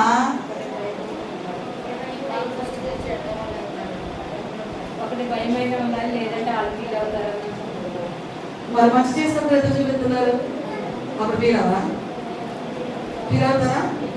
అవునా? అయితే ఈ రోజున మన జీవితాలలో మనం ఎప్పుడు కూడా ఒక మంచి చేస్తున్నప్పుడు నిన్ను వేరెత్తి చూపే వారికి నువ్వు భయపడవలసిన అవసరము. ఎందుకంటే మనం సేవిస్తున్న మన దేవునికి మన యొక్క వ్యక్తిత్వం అంతా కూడా తెలుసు. నువ్వు చేసేది, నువ్వు నడిచేది, నువ్వు మాట్లాడేది, నువ్వు చూసేది, నువ్వు ఎలాంటి స్థలాల్లో ఉంటున్నావు, ఎలాంటి వారితో సహవాసము చేస్తూ ఉన్నావు, నీ హృదయ అంతరంగంలో నీ పక్కన ఉన్న వ్యక్తికి కూడా తెలియదు నీ ఆలోచన ఏంటో, నీ ప్రవర్తన ఏంటో, నువ్వు ఏ రీతిలో మాట్లాడుతున్నావో వారికి తెలియదు. మనం చూసినట్లయితే ఒక్కొక్క వ్యక్తి ఒకే మాటను ఒక్కొక్క రకంగా తీసుకోగలుగుతారు. నేను ఆ చైతన్యం వచ్చినప్పుడు ఏదో మాట మీద మాట్లాడడం జరిగింది. ఒకే మాట టీవీలో ఉన్న వాళ్ళు ఒక రకంగా అర్థం చేసుకుంటారు, నడి వయసులో ఉన్న వాళ్ళకి ఒక రకంగా అర్థమవుతుంది, పిల్లలకు ఒక రకంగా అర్థమవుతుంది, వృద్ధులకు ఒక రకంగా. అవునా కాదు? ఒకటే మాట అంటే వాళ్ళ యొక్క ఏజ్ని బట్టి కానీ వాళ్ళు రిసీవ్ చేసుకునే విధానాన్ని బట్టి కానీ ఒక్కటే మాట పలు విధాలుగా అర్థం చేసుకోవడాన్ని. నిన్ను ప్రేమించే వాళ్ళు నువ్వు మాట్లాడే మాటలు పాజిటివ్ కానీ, అదే నిన్ను ద్వేషించే వాళ్ళు నువ్వు ఏది మాట్లాడినా కూడా దానిలో తప్పుని వెతుకుతూనే ఉంటారు. అయితే మరి వీళ్ళు దేవునికి భయపడ్డారు కానీ ప్రతిమను నిలువబెట్టించినటువంటి ఆ యొక్క రాజుకో వీరు భయపడరా. ఎప్పుడైతే వీరు సాగిలపడి నమస్కారం చేయలేదో కల్దీలు ఏం చేశారంటే మరి రాజు దగ్గరికి వెళ్ళి, రాజా వీళ్ళు పలానా దేశం నుంచి వచ్చిన వాళ్ళు కదా, వీళ్ళు మనం ఏం చెప్తే అది చేయాలి. కానీ వీళ్ళు ఏం చేశారో తెలుసా, అందరూ కూడా సకల విధములకు వాయిద్యములు వాయించినప్పుడు అధికారులందరూ ఇక్కడే ఉన్నప్పుడు అందరూ కూడా సాగిలపడి నమస్కారము చేశారు, కానీ వీళ్ళు ముగ్గురు మాత్రము సాగిలపడి నమస్కారము చేయలేదు. అనగానే రాజు అంటే రౌద్రుడై కోపముతో ఏం చేశాడంటే వాళ్ళని అగ్నిగుండము దగ్గరకు తీసుకుని రమ్మన్నాడు. ఆ అగ్ని అంట 7 అంతలు అధికము చేశాడు, ఇంకా మంటను పెంచాడంట. పెంచినప్పుడు మరి వాళ్ళని అగ్నిగుండం దగ్గరకు ఒక ఛాన్స్ ఇచ్చుంటారు, ఇప్పటికైనా సాగిలపడితే బాగుంటది అని అంటారు. అప్పుడు వాళ్ళు మాట్లాడిన మాట ఏంటంటే షడ్రకు మేషకు అబేద్నెగో అంటూ ఉన్నారు, మేము సేవించుచు ఉన్న మా దేవుడు ఈ వేడిని గల అగ్నిగుండములో నుండి మమ్ములను విడిపించి రక్షించుటకు సమర్థుడు. ఏం చేయడానికంట? విడిపించి రక్షించుటకు సమర్థుడు. అసమర్థుడు అన్నారా? మనమే అసమర్థులు కదా చాలా సందర్భాల్లో. ఇలాంటి దేవుడు మనకి ఎంతో వాగ్దానపూర్వక మాట మాట్లాడుతున్న నమ్మలేని, కొన్నిసార్లు నమ్మకత్వం లేని అసమర్థులుగా మనము ఉండిపోతూ ఉంటాం. మీరు చెప్పిన మాట ఎదురు అగ్నిగుండం ఏడంతలుగా మండిపోతా ఉన్నది. ఆ అగ్నిగుండాన్ని చూసి కూడా మీరు భయపడరా? వాళ్ళు చెప్తున్న మాట ఒక్కటే, మేము సేవిస్తూ ఉన్నా, మేము ఆరాధిస్తూ ఉన్నా మా జీవము కలిగిన మా దేవుడు, మాతో మా మధ్య సంచరిస్తూ ఉన్న మా రక్షకుడుగా ఉన్న ఈ దేవుడు ఈ వేడిని గల అగ్నిగుండంలో నుంచి మమ్మల్ని విడిపించి రక్షించడానికి సమర్థుడై ఉన్నాడు. ఒకవేళ రక్షించకపోయినా మేము మాత్రము ఈ ప్రతిమకు నమస్కారము చేయము అని చెప్పినప్పుడు వారి వస్త్రంలో తీయకుండా ఏం చేశారంటే వారిని అలాగే అగ్నిగుండంలోనికి పడద్రోసారంట. పడద్రోసిన వ్యక్తులు అంటండి అక్కడికక్కడే ఆ వేడికి చనిపోయారు. వేడికి చనిపోయారంటే ఎవరు? పడద్రోసిన వాళ్ళు. ఎందాక నేను మొదటి అడిగిన మాట ఏంటి మిమ్మల్ని? పడద్రోసిన వాళ్ళు ఎవరు చనిపోయారు, ఎవరు సజీవంగా ఉన్నారు? త్రోసిన వారు ఎలా ఉన్నారు, త్రోయబడిన వారు ఎలా ఉన్నారు? త్రోసిన వారు ఏమయ్యారంట? నువ్వు గమనించి రోజున నిన్ను అపాయములో త్రోయాలని, నిన్ను నాశనకరమైన ఊబిలో ఇరుకులో పెట్టాలని, నిన్ను సమస్యల్లో చిక్కుల్లో నెట్టివేయాలని ఎవరైతే నిన్ను ఆ యొక్క గురిగా కొన్ని సందర్భాలు మీరు చూడండి అవకాశం కోసం ఎదురు చూసేవాళ్ళు, నీ మీద నేరారోపణ చేయడానికి, నిన్ను నాశనకరమైన కొట్టడానికి, త్రోసివేయడానికి, నీ మీద నింద మోపడానికి, నిన్ను శ్రమకు అప్పగించడానికి చూస్తూ ఉంటారే, వారు నిన్ను త్రోసివేయచ్చు. త్రోసివేయడానికి కూడా వారు వెనకాల సందర్భాల్లో కూడా దేవుడు ఏం చేస్తాడో తెలుసా? వారు తీసిన గోతిలో ఎవరు పడతారంట? పడతారంటారా? పడ్డారా? మీ జీవితాల్లో మీరు చూడగలిగారా? చూడగలిగారండి? చూసిన వారు ఒకసారి దేవుడికి స్తోత్రం చెప్పండి. మన దేవుడు అలాంటి సమర్థుడు. ఎలాంటి సమర్థుడు?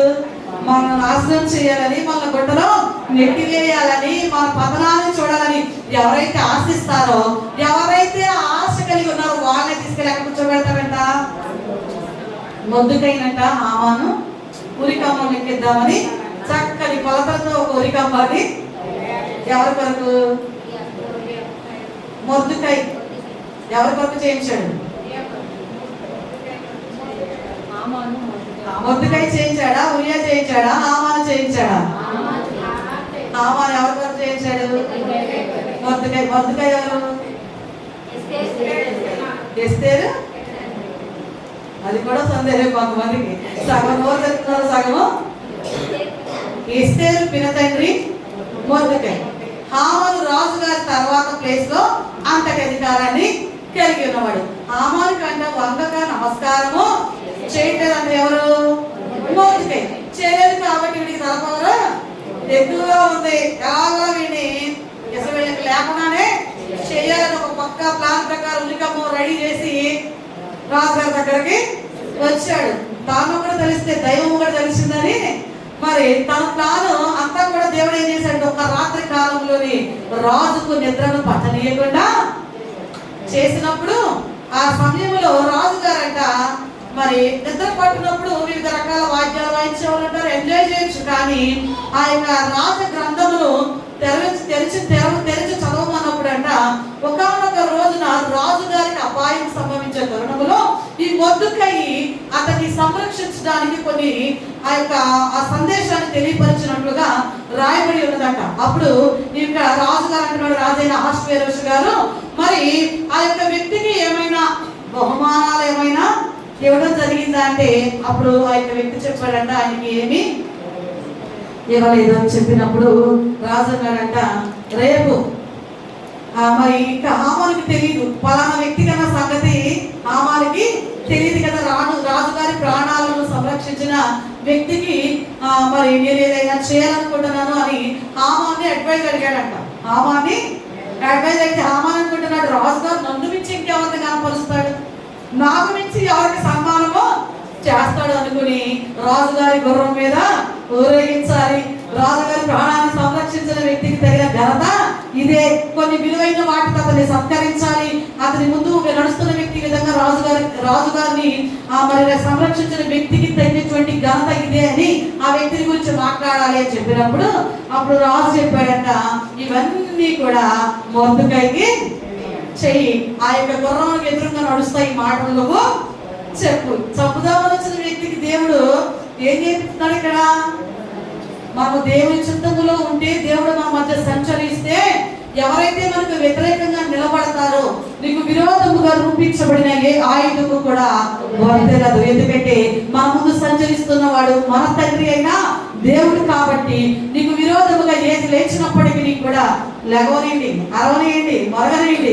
ఎన్ని రోజులు నువ్వు తిరిగి రెస్పాండ్ అవనంత వరకు కూడా వాళ్ళకి కనిపిస్తే కొన్ని రోజులకి పిచ్చి పట్టుద్ది. నేను ఎంత మాట్లాడినా వీళ్ళ చర్మమో లేదేంటి, ఇంత దూషించిన ఇన్ని విధాలుగా వెళ్ళి హీనంగా మాట్లాడినా కూడా వీళ్ళు ఎందుకంటే రెస్పాండ్ అవ్వడం లేదని వాళ్ళకే మెంటల్ ఇది అయిపోయి మరలా నీ మీద ఏ రకమైన నేరారోపణ చేయరు.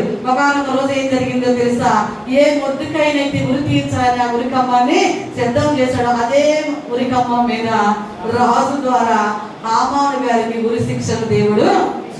అంటే ఈ రోజున మన జీవితాలలో మనకు కలుగుతూ ఉన్న, మనం ఎదుర్కొంటూ ఉన్న శ్రమను బట్టి ఎక్కడ ఎన్నడూ కూడా మనం రాజీ పడవలసిన అవసరము లేదంటే, ఈ మహా అగ్నిగుండము లాంటి ఈ యొక్క శ్రమలో కూడా వీళ్ళు చేసిన పని ఏంటయ్యా అంటే, మేము సేవించే మా దేవుడు తప్పక మమ్మలను విడిపిస్తారని నమ్మినప్పుడు త్రోసిన వారు చనిపోయారు కానీ త్రోయబడిన వారంట అలా ఉంటే రాజుగారంట అసలు లోపల ఉన్న వారు ఎట్లాగా ఉన్నారో చూద్దామన్న ఆలోచన కలిగినప్పుడు అంట రాజు గారి కంట ఆశ్చర్యం కలిగిందంట. అగ్నిగుండాన్ని చూడగానే ఏం కలిగిందండి?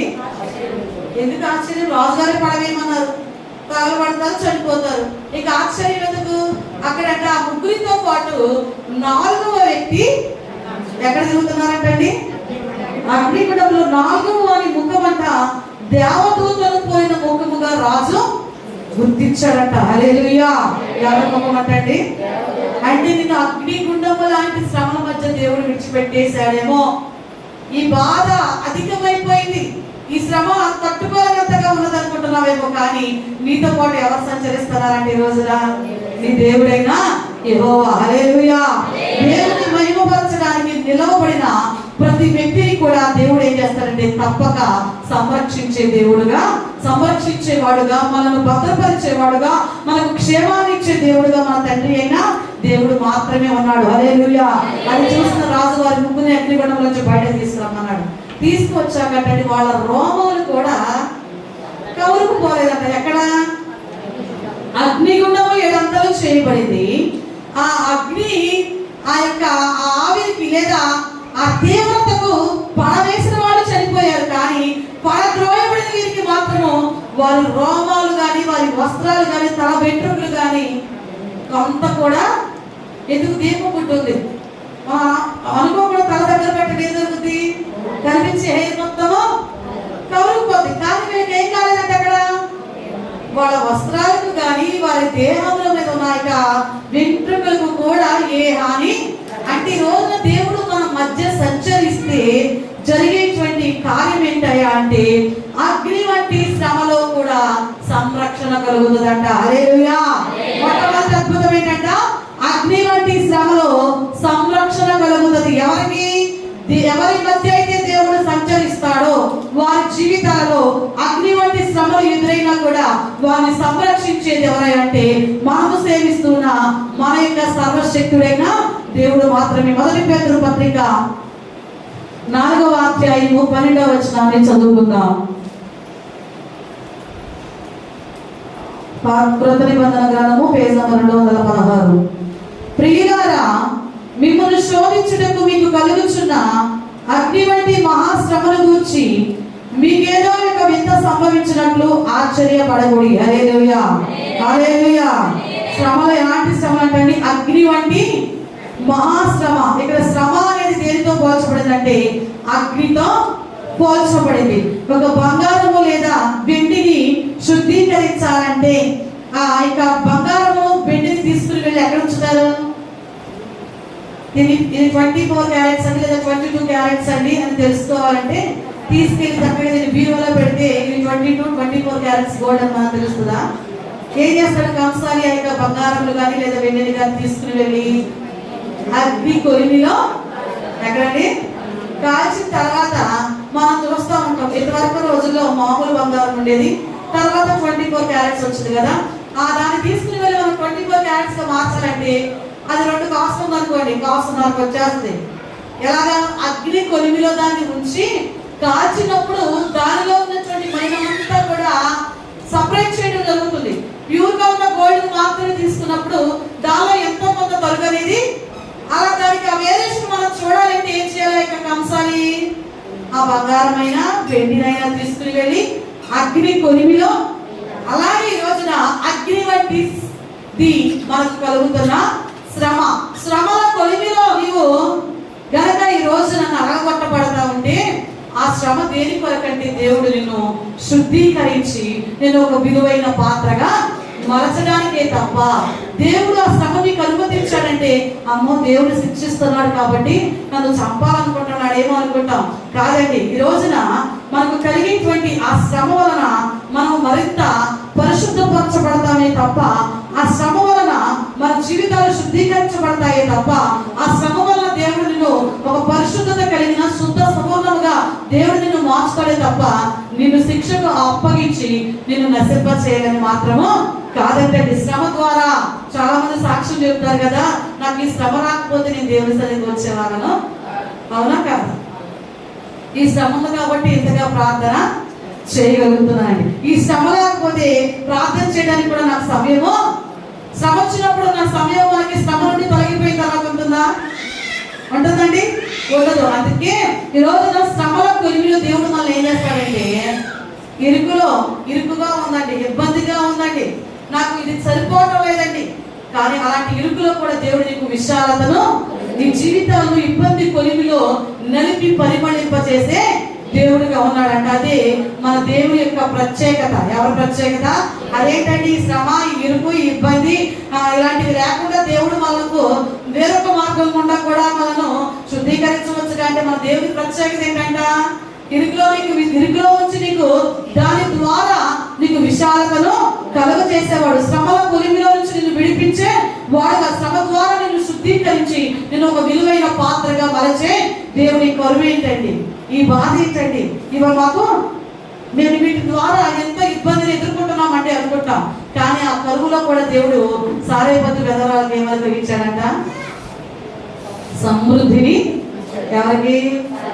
సారేపదు వెదవానికి. ఆమెకి ఇచ్చిన సమృద్ధి దేవుడు మీ జీవితాల్లో కూడా ఇవ్వాలి. అంటే ఈ శ్రమ ఏంటయ్యా, ఈ ఇబ్బంది ఏంటయ్యా, ఈ నలగొట్టము ఏంటయ్యా, ఈ మా వల్ల కాదయ్యా కాదు, ఇవి తట్టుకునే కృప నీవు మాకు దయచేయి ప్రభు. హల్లెలూయా.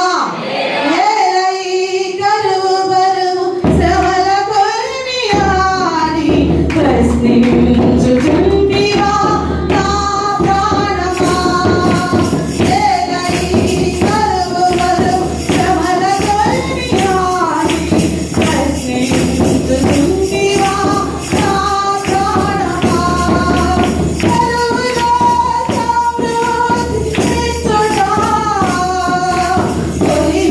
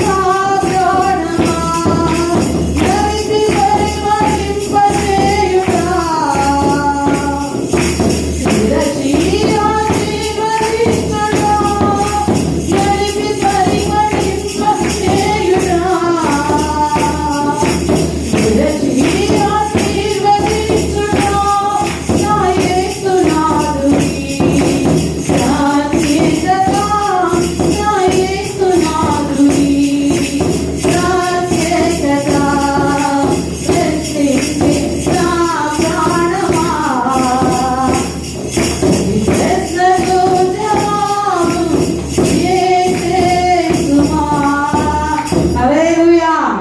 ఏమని ప్రశ్నిస్తామంట?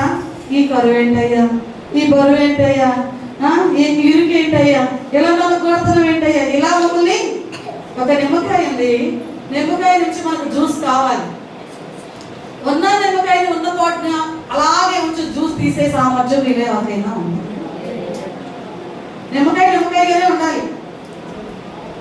ఏం చేస్తే జ్యూస్ వస్తుంది దాని నుంచి? నలిపితేనే. అవునా? ఒక సమ్మర్ సీజన్లో మనం చూస్తాం, ఎళ్ళ ముందుట మల్లెపూ చెట్లు ఉంటాయి. మొగ్గగా ఉన్నప్పుడు అది సువాసన వస్తుందా? అది మొగ్గ పువ్వుగా మారినాక సువాసన వస్తుందా? ఎందుకని? నాకు ఇష్టం లేదు, నేను ఇలాగే ఉంటానంటది అది. అలాగే మన జీవితాలు నలగొట్టబడుతున్నప్పుడు, శ్రమలో కొలిమిలో ఉన్నప్పుడు మనం కూడా అంటే తండ్రి చిత్తానికి అప్పగించుకుంటే తద్వారా వచ్చే సువాసనలు చూసారా? మళ్ళీ చెట్టు చెప్పక్కర్లా, నేను ఇక్కడ ఉన్నాను, నన్ను చూడండి, నన్ను స్మెల్ వస్తుంది, మీరు ఆస్వాదించండి అని చెప్పుద్దాం. మనకి చెప్పకుండానే అది ఎక్కడ ఉన్నా కూడా మనం ఏం చేస్తాం? ఎవరికైనా చెప్తామా? స్మెల్ పీల్చుకున్నప్పుడు ఆస్వాదించేస్తా ఉంటాం. ఎందుకంటే దాని నుంచి వచ్చేటువంటి ప్రాగ్రెస్ అనేది మనను అట్రాక్ట్ చేస్తూ ఉంటది. అలాగే ఈ రోజున ఈ శ్రమల కొలిమిలో నలగొట్టబడుతున్న మన జీవితాలు ఒకానొక రోజున నీ పట్ల దేవుడు చేసే కార్యం ఉంటుందో చూసారా? ఆ కార్యం ద్వారా ఎలా ఉంటదంటే, ఈ బిడ్డ దేవుణ్ణి ఆరాధించింది, ఈమె దేవుని కలిగి ఉన్నది. ఎలాంటి శ్రమ అయినా, ఇరుకైనా, ఇబ్బంది అయినా దేవుని విడిచిపెట్టకుండా వెంబడించింది. కాబట్టి ఈ రోజున దేవుడి వీరి కుటుంబంలో ఇలాంటి అద్భుతాన్ని చేశాడని ఆ యొక్క సాక్ష్యాన్ని నువ్వు చెప్పకుండానే నీ ద్వారా, నీకు పక్షాన దేవుడు చేసిన కార్యం ద్వారా అనేకులు ఎదుట ఆయన నామము మహిమపరచబడుతుందండి. హల్లెలూయా, హల్లెలూయా, హల్లెలూయా. ఈ రోజున దేవుడు మన మధ్య సంచరిస్తే జరిగే మొట్టమొదటి అద్భుతం ఏంటంటే, అగ్ని వంటి శ్రమలలో ఏం చేస్తాడంటే దేవుడు మనను సంరక్షిస్తాడంటే. ఎలాంటి శ్రమలు? అగ్ని వంటి శ్రమలు. మనవాడు షడ్రకు మేషకు వచ్చిన శ్రమ లాంటి శ్రమ మనకు వచ్చిందా? మొర్దెకైకి వచ్చిన శ్రమ మనకు వచ్చిందా? వచ్చిందండి. యోబు గారికి వచ్చిన శ్రమ మనకు వచ్చిందా? కానీ ఏమంటాం? అమ్మో, నా వల్ల ఓపిక లేదండి, ఇక నేను తట్టుకోలేకపోతున్నానండి. దేనికి? ఈయన ఎప్పుడు తిడతాడండి, ఇక నా వల్ల కాదు, ఇక నేను సపరేట్ అయిపోవడమే. ఏంటంట? ఆయన మాటలు పడి పడి పడి విసిగిపోయానండి. ఇలా డ్రింక్ చేసి వస్తుంటే నాకు చాలా ఇబ్బందిగా. భర్తలు కూడా అంటారు, అమ్మో ఈ గయ్యాడితో నేను రోజు టార్చరేనండి. ఏంటంట? కొంతమంది భర్తలు అంటారు, ప్రతి పండగకి చీర కావాలంటారు. నేను ఎక్కడ తీసుకొస్తాను ఈ టార్చర్? నేను ఏది లేకపోయినా ఊరుకోదండి. ఇవన్నీ కూడా స్వల్పమైనవేనండి. ఇవన్నీ కూడా ప్రతి వ్యక్తి ఎదుర్కొనేవే. వాటికే మనం చెప్పే మాట ఏంటి? పిల్లల మాట వినకపోతే వీడితో నేను ఏగలేకపోతున్నాను. ఏంటంట? వీళ్ళతో మెయింటైన్ చేయలేకపోతున్నా. ఎవరిని ఒకరిని ఇద్దరిని. ఇదివరకు రోజుల్లోనంట 10, 12, 14, 8 ఈ సంఖ్యకి తగ్గేవాళ్ళు కాదు. మరి ఈ రోజున 1 ముద్దు, 2 వద్దు, 3 వద్దు. కాబట్టి స్తోమిస్తారే ఒకరికి ఇద్దరికి ముగ్గురికే ఓపిక అయిపోతుంది. అంటే మనలో ఏం లేదంటే సహించే అంత ఆ వ్యక్తిత్వం మనము కలిగి ఉండలేకపోతున్నాం. కానీ దేవుడు అంతా ఉన్నాడు, నిన్ను నలగొట్టబడిన కొలది నేను నిన్ను పరిమళింప చేస్తాను. ఎలా అంటే అనేకులను నీకు వైపుకు ఆకర్షించబడేట్లుగా. ఒక మల్లె చెట్టు చెప్పకనే అది పరిమళిస్తానే దాని వైపుకు అనేక మంది ఆ స్మెల్ తీసుకోవడానికి అట్రాక్ట్ చేస్తున్నట్టుగా ఈ రోజు నీ ద్వారా, నీ పక్షాన దేవుడు చేసిన కార్యాన్ని బట్టి అనేకులు ఎవరి వైపుకు మళ్ళించబడాలంట? మల్లె చెట్టు వాసన నాకు పడదన్న వాళ్ళ చేతులు ఎంతండి. మా కొద్దండి మల్లెపూ వాసన అని చాలా బ్యాడ్ స్మెల్ అన్న వాళ్ళు అంటారు ఎవరన్నా? అది ఎంత ఖచ్చితమో దేవుని కార్యాన్ని పొందుకున్న నిన్ను చూసిన వ్యక్తులు కూడా అంటారు, మీ దేవుడు మాకు కూడా, మీకు చేసిన కార్యం మాకు కూడా చేయాలంటే మేమేం చేయాలని అడగాలి. అడగాలి అంటే నలగొట్టబడుతున్నప్పుడు విరిగిపోకూడదు, నలగొట్టబడుతున్నప్పుడు విరిగిపోకూడదు, ఇబ్బందులు కలిగిపోకూడదు. ఏం చేయాలంటే, దేవా నీ చిత్తానికి నా జీవితాన్ని అప్పగించుకుంటూ నన్ను పరిమళింపచేయి, నన్ను వికసింపచేయి, అనేకులను ఆకర్షించే గొప్ప కార్యాన్ని నా పక్షాన నీవు చేయి ప్రభు. తద్వారా నీ నామం ఏమవుతుందంటే అనేకులు ఎదుట ఘనపరచబడుతుంది, మహిమపరచబడుతుంది. అలాంటి వారి మధ్య ఎవరు సంచరిస్తారంట? ఎవరండి? యేసయ్య ఇక్కడ కనుక ఉన్న పోటనే ఒక పులో సింహము ప్రచురించింది అనుకోండి, ఇక్కడ ఒక్కడ కూడా అంటారా? ఎందుకని? అది క్రూరంగా మనకి హాని చేస్తుంది. కానీ ఏ హాని తలపెట్టకుండా మనం భద్రపరిచే, క్షేమాన్నిచ్చే, సమృద్ధినిచ్చే, మన నిరంతరము మన విన్నటువంటి సదాకాలము మనం నడిపించే దేవుడు మన మధ్య సంచరిస్తేనంట అగ్ని వంటి శ్రమల నుండి దేవుడు మనకు ఏం కలగజేస్తాడంటమా? రక్షణను కలగజేస్తాడు. రెండవ మాట చూద్దాం. కీర్తనలు 23వ అధ్యాయము 4వ వచనాన్ని చదువుకుందాం. గాఢాంధకారపు లోయలో నేను సంచరించినను ఏ అపాయమునకు భయపడను. నీవు నాకు తోడైదువు, నీ దుడ్డు కర్రయు నీ దండములు నన్ను ఆదరించును. హల్లెలూయా, హల్లెలూయా. కీర్తనకారుడు తన అనుభవం నుండి ఒక సాక్ష్యాన్ని ఇస్తూ ఉన్నాడు. ఏంటంటే అంటే మన జీవితంలో మనం అనేకమైనటువంటి గాఢాంధకారపు లోయలు లాంటి అనేకమైన ఎత్తులు పల్లాల గుండా మన జీవితాలు వెళుతూ ఉంటాయి. కానీ ఇక్కడ దావీదు మహారాజు మాట్లాడుతున్న మాట ఏంటంటే, గాఢాంధకారపు లోయలో సంచరించినా కూడా నేను ఏ అపాయమునకు. మనకి ఏ సందర్భాల్లో భయం ఉండదంటే, మనం అనుకుంటాం, మన ఆలోచన ఏంటంటే పచ్చిక బయలు ఉన్న చోట అయితే నేను సేఫ్ గా ఉంటా, శాంతికరమైన జనముల వద్ద నేను సేఫ్ గా ఉంటా, మంచి మార్గంలో నీతి మార్గంలో ఎంతో ఫలాలు లేని మార్గంలో గుండా అయితే నేను మంచిగా వెళ్ళగలుగుతాను, అక్కడ నాకు భద్రత ఉన్నది అని అనుకుంటాం. కానీ ఇక్కడ కీర్తనకారుడైనటువంటి దావీదు మహారాజు చెప్తున్న మాట ఏంటంటే, నాకు భద్రత ఎక్కడ ఉందంటే క్రీస్తునందు. ఎవరి దగ్గర ఉందంట? దేవుని యందు మాత్రమే నాకు భద్రత ఉంది. కాబట్టి గాఢాంధకారపు లోయలో సంచరించినా కూడా నేను ఏ అపాయములకు అంటే, రెండవదిగా దేవుడు మన మధ్య సంచరిస్తే అపాయములో కూడా ఆదరణ కలుగుతుందంట. ఎక్కడ? అపాయములో కూడా ఆదరణ కలుగుతుంది. మన జీవితాల్లో మన అనేకమైన అపాయకరమైన పరిస్థితుల మధ్య నడుచుకుంటూ వచ్చిన రోజులని, సంచరిస్తూ వచ్చిన రోజులు కూడా, అలాంటి సందర్భాల్లో కూడా దేవుడు మనకు ఏం చేస్తాడంట? అపాయము రాకుండా నిన్ను బలపరిచే దేవుడుగా. ఏ రాకుండా? అదేంటంటే అపాయం ఉండేది, అపాయం ఎందుకు రాదు అని అనుకుంటాం. రూని పోయిన వారం విన్నారు కదా, మరి అపాయమే. చున్నీ గట్టిగా ఇంకా టైట్ అయితే అపాయము ఎలా మారేదో మనకి. కానీ దేవుడు ఏం చేశాడు? భద్రతను ఇచ్చాడు. అంటే ఆ భద్రత ఎక్కడి నుంచి వస్తుంది మనకి? దేవుని యొద్ద నుండి మాత్రమే. ఇక్కడ గాఢాంధకారపు లోయలో ప్రయాణించడము ప్రమాదమే. ఈ మార్గంలో ఏంటంటే క్రూర మృగాలు ఉంటాయంట, ముళ్ళగంచెలు ఉంటాయంట, విష సర్పాలు ఉంటాయంట, దోచుకునే దొంగలు ఉంటారంట, అంతకులు ఉంటారంట, నరమాంస భక్షకులు కూడా ఉంటారంట. కానీ అలాంటి గాఢాంధకారపు లోయలో కూడా నేను ఎలా ఉన్నాను అంటున్నాడంటే దావీదు మహారాజు. ఆ లోయలో క్రూర మృగాలు ఉన్నా, విష సర్పాలు ఉన్నా, నరమాంస భక్షకులు ఉన్నా, దోచుకునే వాళ్ళు ఉన్నా, లేదా నన్ను అక్కడ హత్య చేసి పాడవేసే వాళ్ళు ఉన్నా కూడా నాకు ఏం లేదంటున్నాడంటే, ఎలాంటి అపాయం వచ్చినా కూడా నేను భయపడను. ఏంటంట? ఎలాంటి అపాయం వచ్చినా ఏం చేయడంట? భయపడనంటండి. ఎవరు? ఎక్కడున్నాడు ఈయన? అంతఃపురంలో ఉన్నానంటలా. ఎక్కడున్నారంట? గాఢాంధకారపు లోయలో నేను ఉన్నప్పటికీ కూడా నేను భయపడను. ఎందుకంటే నీ దుడ్డు కర్రయు నీ దండములు నన్ను ఏమి ఆదరిస్తాడో? దుడ్డు కర్ర, దేవుని యొక్క వాక్యము. ఏం చేస్తాడు ఈ రోజు మనను? గాఢాంధకార లోయ లాంటి అనుభవాలు, అలాంటి సమస్యలు గుండా నీ జీవితం వెళుతూ ఉన్నప్పుడు దేవుని వాక్యం అనేది నేను ఏం చేస్తా ఉంటాను? ఈ రోజున బలపరిచేదిగా, నిన్ను నిలవబెట్టేదిగా, నీ కుటుంబాన్ని కట్టేదిగా, నీ శ్రమలో నీకు ఆదరణను ఓదార్పునిచ్చేదిగా ఉంటా ఉన్నది. రెండవదిగా నీ కర్రయు.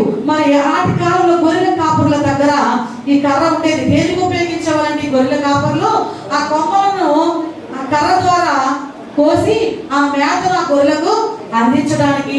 రెండవది ఏం చేసేవాళ్ళంటే క్రూర మృగాలు ఒకవేళ గొర్రెల మీద దాడి చేస్తే వాటి నుండి గొర్రెను సంరక్షించడానికి ఆ కర్రను వాడుతూ ఉండేవాడు. దీనితో పాటు ఇంకొక దానికి కూడా కర్రను వాడేవాడంట. ఏ గొర్రె అయితే యజమాని చెప్పిన మార్గంలో గుండా వెళ్లకుండా ఆ ముళ్ళ తుప్పలలో ఆ యొక్క ముళ్ళ కంచెల మీద తిరుగుతూ ఉంటుందో ఆ గొర్రెనంట క్రమముగా నడిపించడానికి ఈ కర్రను వాడేవారంటండి. హల్లెలూయా, హల్లెలూయా. అంటే ఈ రోజున ఏ గొర్రె అయితే అవిధేయత చూపుద్దో, ఏ గొర్రె అయితే యజమానుల దగ్గర నుంచి దూరంగా పారిపోవాలని ప్రయత్నిస్తూ ఉండదో ఈ గొర్రెల కాపరి ఆ కర్రను ఉపయోగించి దండించేవాడుగా ఉన్నాడు. అయితే ఈ రోజున ఆ కాపరి ఆ యొక్క గొర్రెను శిక్షిస్తున్నాడంటే ఆ గొర్రెను ఏ విధమైన క్రూర మృగాల బారిన పడకుండా రక్షించడానికే తప్ప దాన్ని నాశనం చేయడానికి. అంతేగా కాదు, గొర్రెల కాపరి కర్రతో గొర్రెలు కొడుతున్నాడంటే కొన్ని వేల రూపాయలు సంపాదించే గొర్రెలు కొట్టాడంటే దాన్ని చంపుకోవడానికి కారణం ఏంటంటే అది ఎక్కడ తప్పిపోతుందో, ఎక్కడ క్రూర మృగాలు దాన్ని భక్షిస్తాయో అని కర్రను ఉపయోగించి దాన్ని దండిస్తాడు. అలాగే దేవుని వాక్కు కూడా ఈ రోజున మన జీవితాల్లో మనం వివిధ రకాలుగా గద్దిస్తూ ఉంటే, మన వివిధ రకాలుగా దేవుడు మనను మరులు కొల్పబడి దేవుని మార్గం నడిపించబడేట్టుగా మాట్లాడుతూ ఉంటే అదేంటండి ఇలాంటి శాపవచనాలు చెప్తున్నారు. దేవుని వాక్కు చెప్తూ ఉంది కదా, మీరు ఇలా నడిస్తే ఈ రీతిగా ఆశీర్వదించబడతారు, ఇలా నడవకుండా మీరు వ్యతిరేకంగా ఉంటే ఈ శాపవచనాలు మీ మీదకి వస్తాయని చెప్తుంటే చాలా మంది అనుకుంటారు ఏంటంటే శాపాలు అంటున్నారు. శాపం గురించి తెలిస్తేనే ఆ శిక్ష ఎందుకు వస్తుందో మనకి. ఆ శిక్ష అనేది మనను రక్షించడానికి ఎక్కడి నుంచి ఈ లోక పాప మాలిన్యము మనకు అంటకుండా వాటి నుంచి మనను ఆయన రక్షించడానికి ఆయన మనం శిక్షిస్తున్నాడని మనము గమనించాలంటండి. హల్లెలూయా, హల్లెలూయా. ఈ రోజు దేవుడు మన మధ్య సంచరిస్తే రెండవదిగా అపాయములలో మనకి ఏం కలుగుతుందంట? ఆదరణ. చాలా మంది అంటారు నేను మరణ పంచుల వరకు వెళ్ళి వచ్చానండి.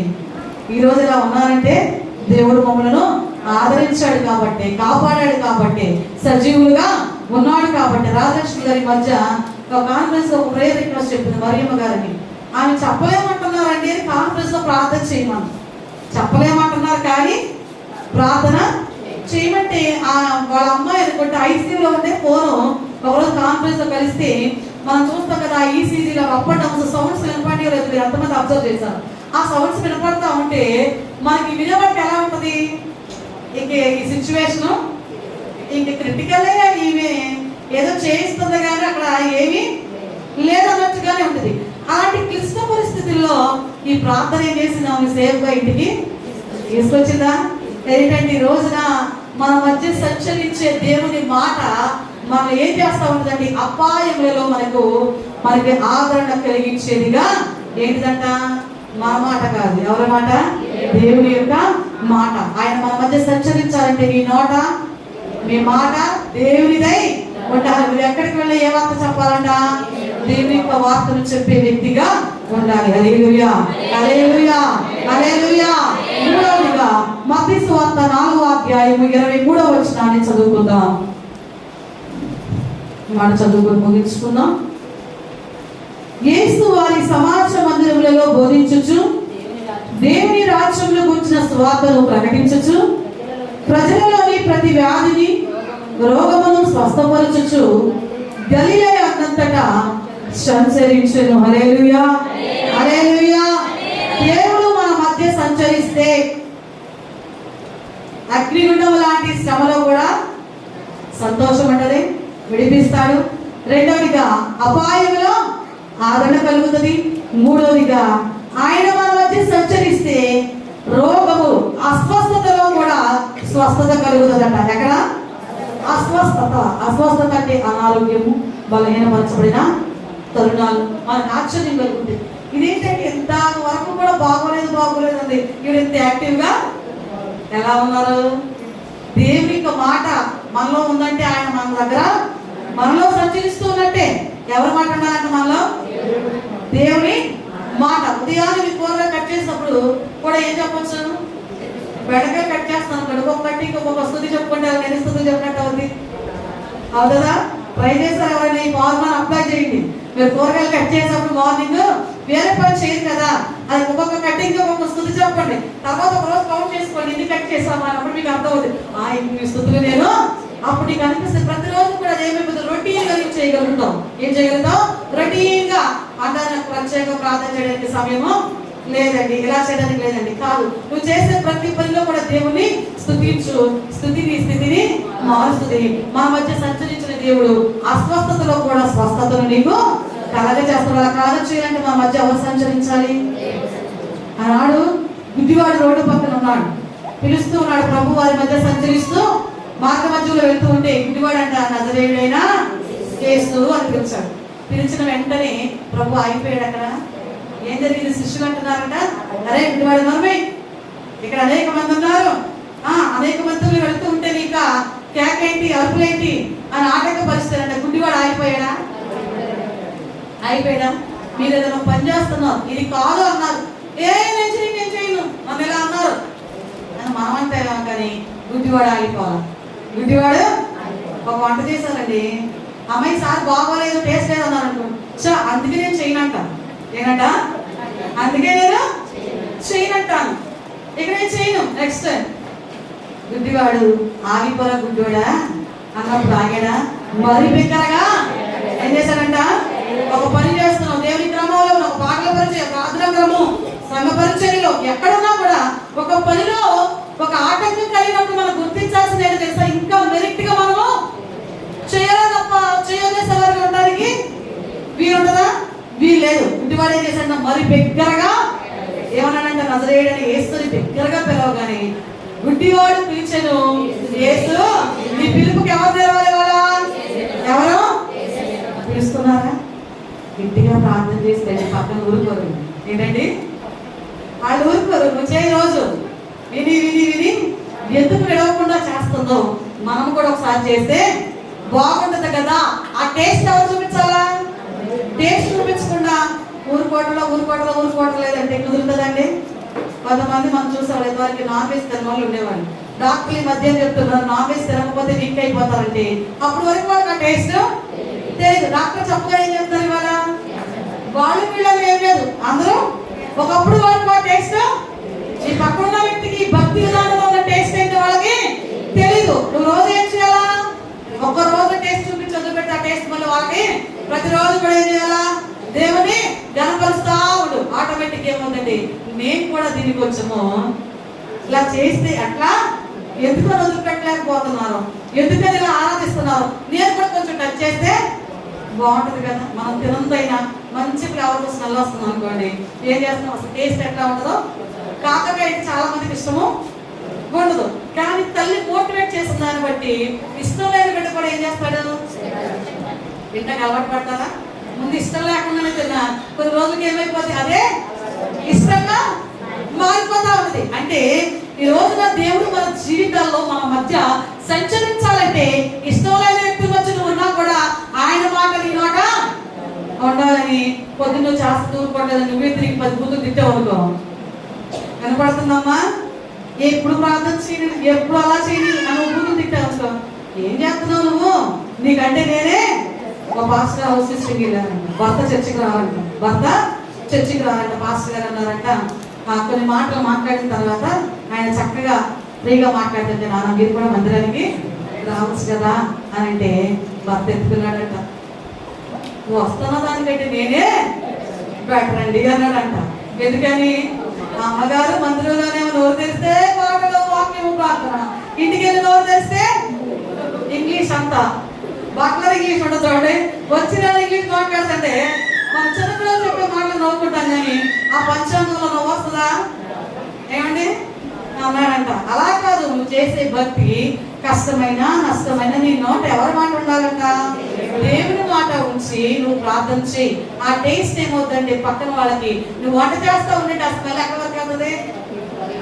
ఎక్కడి వరకు వెళ్తుందమ్మా? చుట్టుపక్కల అందరికీ స్ప్రెడ్ అవుతుంది. మన ఇంట్లో గుమ్మలో రాగానే వస్తుంది, నువ్వు ఎక్కడ కప్పు పెట్టినా ఒక తెల్లంట అనుకోకుండా వాళ్ళ చుట్టాలు వచ్చారంట, ఈ కూర ఈ బిర్యానీ తీసుకెళ్ళి బీరువాలో పెట్టిందంట. వడ్డీ చికెన్ కర్రీ బిర్యానీ తీసుకెళ్ళి బీరువాలో పెట్టిందంట. బీరువాలో పెట్టే స్మెల్ పోతుందా? అప్పటి వరకు కిచెన్ లోనే జరిగింది కదా. ఆటోతాడు కిచెన్ లోకి ఏంటో స్మెల్ వస్తుందంటే ఏం లేదు అన్నట్ట. భర్త అంటే లోపు బీరువాలో ఏ కాగితాలు పెట్టారో అని బీరువా తీసాడంటే వెళ్ళి ఆ బీరువా వచ్చి ఆ గిన్నెలు 2 కింద పడిపోయినట్ట. బీరువా వచ్చి ఆ గిన్నెలు 2 కింద పడిపోయినట్ట. వచ్చిన షాప్ ఇదేంటి బీరువాలో పడే లాంటివి? నీ స్మెల్ స్ప్రెడ్ అవ్వాలి తప్ప బీరువాలో కప్పెట్టేదిగా ఉండకూడదు. ఏది? దేవుని యొక్క సువార్త అనే సువాసన నీ ద్వారా నీ చుట్టుపక్కల వాళ్ళందరికీ కూడా ఏమవ్వాలా? స్ప్రెడ్ అవ్వాలి. నా జీవితంలో దేవుడి కార్యాన్ని మీ జీవితాల్లో కూడా. మన శివకుమారి గారి ఇంటికి వెళ్ళాం. ఆమె దూరంలో చూసి ఒక ఆమె తీసుకొచ్చింది, పాస్టర్ గారు ప్రార్థన చేస్తారు, మీ అబ్బాయికి కూడా కార్యము అంటే. కొంతమంది ఏం చేస్తారు, కార్యం గంప కింద కప్పు కోడి కప్పెట్టినట్టుగా అసలు వాళ్ళు ఎవరో తెలియదు, ఏదో గెస్ట్ లాగా వచ్చారని పంపించేస్తారు. ఇదంతా తెలిస్తే వాళ్ళు ఎక్కడ కొంతమంది, కానీ ఆమె తన బిడ్డ జీవితంలో చేసే కార్యాన్ని అంతమందిలో సాక్ష్యం అంటే ఆ సాక్ష్యం ఏం చేస్తుందో తెలుసా, ఆ వ్యక్తి జీవితంలో కార్యం చేస్తుంది. రెండవదిగా ఆ ఆత్మను పరలోక రాజ్యానికి చేర్చి మార్గదర్శిగా మీరు ఉండగలుగుతారు. హల్లెలూయా, హల్లెలూయా. మీ ద్వారా ఎన్ని ఆత్మలు రక్షించబడతాయో దేవుడిచ్చే ఆ కిరీటంలోనంట అన్ని డైమండ్స్ ఇస్తారంట దేవుడు. మీకు డైమండ్స్ కావాలా? కావాలా? కావాలన్న వాళ్ళందరూ కూడా మీరు ఎన్ని ఆత్మలు పట్టుకుని దేవుడిలో కూర్చోబెడతారో అన్ని డైమండ్స్. మీరు డబ్బులు ఖర్చు పెట్టక్కర్లా. ఒక డైమండ్ రింగ్ కొనాలంటే 10 లక్షల రూపాయలు, అవునా? కానీ దేవుడిని కంట ఒక కిరీటం ఇచ్చి ఆ కిరీటంలో ఒక్కొక్క ఆత్మకు ఒక్కొక్క డైమండ్స్ కావాల్సిన వాళ్ళందరూ కూడా ఈ రోజు నుంచి మీ సాక్ష్యం యొక్క సువాసనను చుట్టుపక్కల వాళ్ళకి స్ప్రెడ్ చేయండి. ఏ సువాసనను? ఏ సువాసనమ్మా? పురుషులకు సాక్ష్యం లేదండి, ఉందా? పురుషులే గట్టి సాక్ష్యం కాదు, నోరు తెలవరు. కానీ పురుషులు నోరు తెరిచి చెప్తే మీకు 10 మందిలో ఒకరు పడితే 10 మందిలో 9 మంది ఎప్పుడు ఆపర్థం కాదమ్మా, మీరు నవ్వుతున్నారు. దేవుని యొక్క ఈ యొక్క చాప వలలో కేవలం స్వార్థ వల్ల పడతారు. హల్లెలూయా, హల్లెలూయా. పడతారు నేను మోకాలు వెళ్ళిపోతుంది. హల్లెలూయా, హల్లెలూయా. ఈ రోజు నుంచి ఏం చేయాలంటే మనము దేవుని యొక్క సాక్ష్యం మనం కలిగి ఉన్నాం కదా మన జీవితాల్లో. ఆ సాక్ష్యాన్ని మన చుట్టుపక్కల వాళ్ళకి ఏం చేద్దాం? పండగ టైంలో ఆఫర్ ఉంది. ఏం చేస్తామండి? అక్క పలానా చోట ఈ ఆఫర్ ఉంది, చెల్లి ఈ చోట స్నేహితులకి. తప్పేం కాదు, ఎందుకని మనము తక్కువలో పొందుకున్న ఇతరులకి స్ప్రెడ్ చేస్తున్నాం. ఇండైరెక్ట్ గా మనం ఏం చేస్తున్నామంటే ఆ షాప్ యొక్క అడ్వర్టైజ్మెంట్ చేస్తున్నట్టే, ఇండైరెక్ట్ గా అది పబ్లిసిటీ చేస్తున్నట్టే. దానికంటే మించింది ఏంటో తెలిసి రోజున మన సాక్ష్యము అనేకులకు ఈ రోజున మనము చెప్పుట ద్వారా స్ప్రెడ్ చేయడం ద్వారా ఏమవుతుందంటే వారి జీవితాలు దేవుని యొక్క సన్నిధిలో దేవుని నామాన్ని మహిమపరిచేవిగా ఉంటాయి. హల్లెలూయా, హల్లెలూయా. ఈ రోజు ఎక్కువగా దేన్ని షేర్ చేస్తున్నారు చెప్పమంటారా?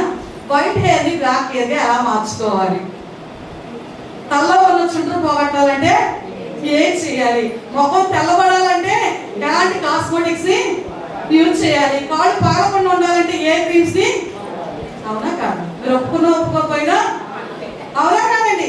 ఎక్కువ వైట్ హెయిర్ చిన్న పిల్లల్లో, అది ఒక ఏజ్ వచ్చిన వాళ్ళకే కాదు, ఇవాళ చిన్న పిల్లల్లో కూడా ఏమైపోతుంది, బ్లాక్ హెయిర్ వైట్ హెయిర్ గా మారిపోతూ ఉంటాయి. వీటిని షేర్ చేస్తున్నాం. అది స్ప్రెడ్ చేసినప్పుడు మీరు వాళ్ళకి పంపించిన ఫార్ములా వాళ్ళు అప్లై చేసినా కూడా అది జరగకపోవచ్చేమో, కానీ నీ సాక్ష్యం అనే ఒక ఫార్ములా ఉంది చూసారా? ఆ ఫార్ములా నువ్వు ఇతరులకు షేర్ చేసినప్పుడు తప్పకుండా వాళ్ళు అప్లై చేస్తారు. ఇలా చేశారంటే మనకు కూడా ఇప్పుడు నువ్వు వైట్ హెయిర్ బ్లాక్ హెయిర్ గా మార్చడానికి పంపించావు ఫార్ములా ఎలా కష్టమైనా చేస్తారో ఇది కూడా చేయడానికి వాళ్ళు ప్రయత్నము చేస్తారు. నీకు జరిగిన కార్యం తప్పకుండా వారి జీవితాల్లో వైట్ హెయిర్ బ్లాక్ హెయిర్ గా మారే అవకాశం ఉండదు. ఎన్నో ప్రయత్నాలు చేస్తాం, కానీ వైన ప్రయత్నాలు చేస్తూనే ఉంటారు. ఈ రోజున నువ్వు నీ సాక్ష్యానికులకు చెప్పడం ద్వారా వాళ్ళు ప్రయత్నిస్తారు చూడండి. ఆ ప్రయత్నంలో దేవుడు తప్పకుండా వారి జీవితంలో గొప్ప కార్యాన్ని చేస్తాడు. కాబట్టి ఏ షేర్ చేద్దామమ్మా? మీలో ఎంతమంది దీన్ని షేర్ చేస్తున్నారు? అసలు ఎంతమంది స్టేటస్ లో మీరు ఉంచగలుగుతున్నారు? కనిపించాం వేరే ఏరియా దేవుని యొక్క సాక్ష్యం, మీ సాక్ష్యాన్ని దేవుడు మీ పక్షం చేసింది మీరు రికార్డ్ చేసి షేర్ చేయండి. మీ మాటలు ఒకవేళ మీరు ఎదుటి వ్యక్తి ఉన్నప్పుడు మీరు చెప్పడానికి భయం అనుకోండి, మీ సాక్ష్యాన్ని క్లుప్తంగా ఒక 2-3 నిమిషాల్లో రికార్డ్ చేసి మీరు షేర్ చేయండి. తప్పకుండా మీ సాక్ష్యాన్ని విని మీకు రిటర్న్ కాల్ రాకపోతే అప్పుడు అడగండి. మీ సాక్ష్యాన్ని విని మీకు రిటర్న్ కాల్ రాకపోతే అప్పుడు అడగండి. ఎప్పుడైతే మనము మన సాక్ష్యాన్ని ఇతరులకు ఆ కాల్ అప్లై చేయడానికి షేర్ చేయగలుగుతామో ఆ పరిమళ సువాసన ఏం చేస్తుంది, ఆ ఎదుటి వ్యక్తిని అట్రాక్ట్ చేస్తాయి. ఎక్కడికి నడిపిస్తుంది? నీవు దేవుని యొక్క నామాన్ని మహిమపరుస్తున్నావు కాబట్టి ఆ వ్యక్తి దేవుని సన్నిధిలోనికి రాగలుగుతారు.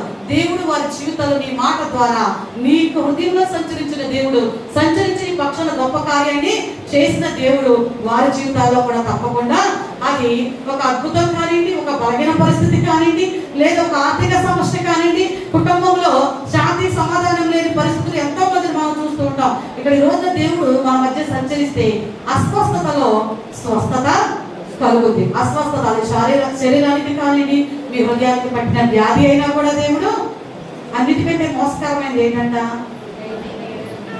నిద్రపోయే వాళ్ళందరిని బట్టి దేవుని నామానికి మహిమ కలుగును గాక. అన్నిటికైతే మోసకరమైంది ఏంటండి? హృదయము వ్యాధితో నిండిన కపట కేంద్రము, దానిని గ్రహించుట ఎవరి సాధ్యము? హృదయము వ్యాధితో నిండి కపట కేంద్రము, దానిని గ్రహించుట ఎవరి సాధ్యము? మనసు మరణ పెరిగిన మానీయుడా, మనసు ఆశ కలిగిన నిజదేవుడా, నా హృదయని కోరెలగా మనసుకోవయా, నా మదిని రారాజుగా నిలచిపోవయా, నా మదిని కోరెలగా మనసుకోవయా, నా మదిని రారాజుగా నిలచిపోవయా, మనసున్న మంచి దేవా, నీ మనసును నాకిచ్చావా, మనసు మలినమైన నాకై మనిషిగా దిగి వచ్చావా. హల్లెలూయా. పైకి కనపడింది అన్నిటికంటే మోసకరమైంది ఏంటంట? ఉందా? ఏంటిది? మనసు ఉందా? ఉందా? చూడండి ఒకసారి. ఉందా? వర్షిప్ ఇక్కడ ఉన్నాను. మీ అందరికి లేదా మనసు? ఉంది. కానీ దానికి ఉన్న జబ్బు ఏంటంటే గొప్ప సాక్ష్యం ఉంది, కానీ వద్దు పర్లా, నువ్వు చెప్పడం నీకు కుదరదు కదా, నువ్వు సరిగ్గా చెప్పలేవుగా, ఊరుకోలే. ఆ పక్కన చెప్తున్నారు వాళ్ళ ద్వారా కాదు. ప్రతి హృదయానికి, ప్రతి ఒక్క వ్యక్తికి దేవుడు ఒక ప్రత్యేకమైనటువంటి శక్తిని, ప్రత్యేక సాక్ష్యాన్ని మీకు ఇచ్చాడు. ఒకరి పక్షాన ఉన్న కార్యం కంటే పక్కన వారికి మనం ఒకసారి కంపేర్ చేసుకుంటే, మనం నోరు తెచ్చి చెప్పినప్పుడు ఈ ద్వారా దేవుడు గొప్ప కార్యాన్ని, అది ఎలాంటి వ్యక్తిత్వం కలిగి ఉన్నప్పటికీ కూడా నీ జీవితంలో దేవుడు ప్రతి ఒక్క వ్యక్తికి ఒక సాక్ష్యాన్ని ఉంచాడు. సాక్ష్యం ఈ రోజున మనం దేవుని యొక్క సన్నిధిలో వినగలిగిన సంగతులను గురించి, దేవుడు మన జీవితంలో చేసిన కార్యాల గురించి ఇతరులకు చెప్పడమే గొప్ప సాక్ష్యం. హల్లెలూయా. దేవుడి మధ్య సంచరించాలా? మీతో రావాలా? మీ ఇంట్లో ఉండాలా? ఉండాలంటే ఏం చేయాలంట? విగ్రహారాధనకు బానిసలు కాకుడి, యెహోవా అనే దేవుడిగా కలిగి ఉండండి, దేవుని నామాన్ని మందిరమును గణపరచండి. అలా ఉన్న మీ జీవితాల్లో దేవుడు ఏం చేస్తానంటున్నాడు? ఈ రోజున అగ్ని వంటి శ్రమలో కూడా నీకు సంరక్షణ. ఎలాంటి శ్రమ అండి? అగ్ని వంటి శ్రమలో నీకు సంరక్షణ కలుగుతుంది. రెండవదిగా అపాయములో ఆదరణ కలుగుతుంది. మూడవదిగా అస్వస్థతలో స్వస్థత, బలహీనతలో నీకు మంచి శక్తిని, ఎలాంటి వ్యతిరేకమైన పరిస్థితుల్లో నీవు ఉన్నావో వాటన్నిటి నుంచి దేవుడు నిన్ను విడిపించేవాడుగా ఉంటుండగా ఈ రోజు నా సంచరించే దేవుని మనం అందరూ కలిగి మన గృహాలకు తిరిగి వెళదాం. అలాంటి అద్భుతాలను మనము పొందుకుందాం. ఈ కొద్ది మాటలు దేవుడు దీవించి ఆశీర్వదించును గాక. ఆమేన్. అందరూ కూడా కళ్ళు మూసుకుని మోకరించినట్లయితే ప్రార్థన చేసుకుందాం. ఈ రోజున దేవా, ఆనాడు ప్రభువా నీవు ఆ ప్రజలతో నీవు మాట్లాడిన మాటలను బట్టి నా తండ్రి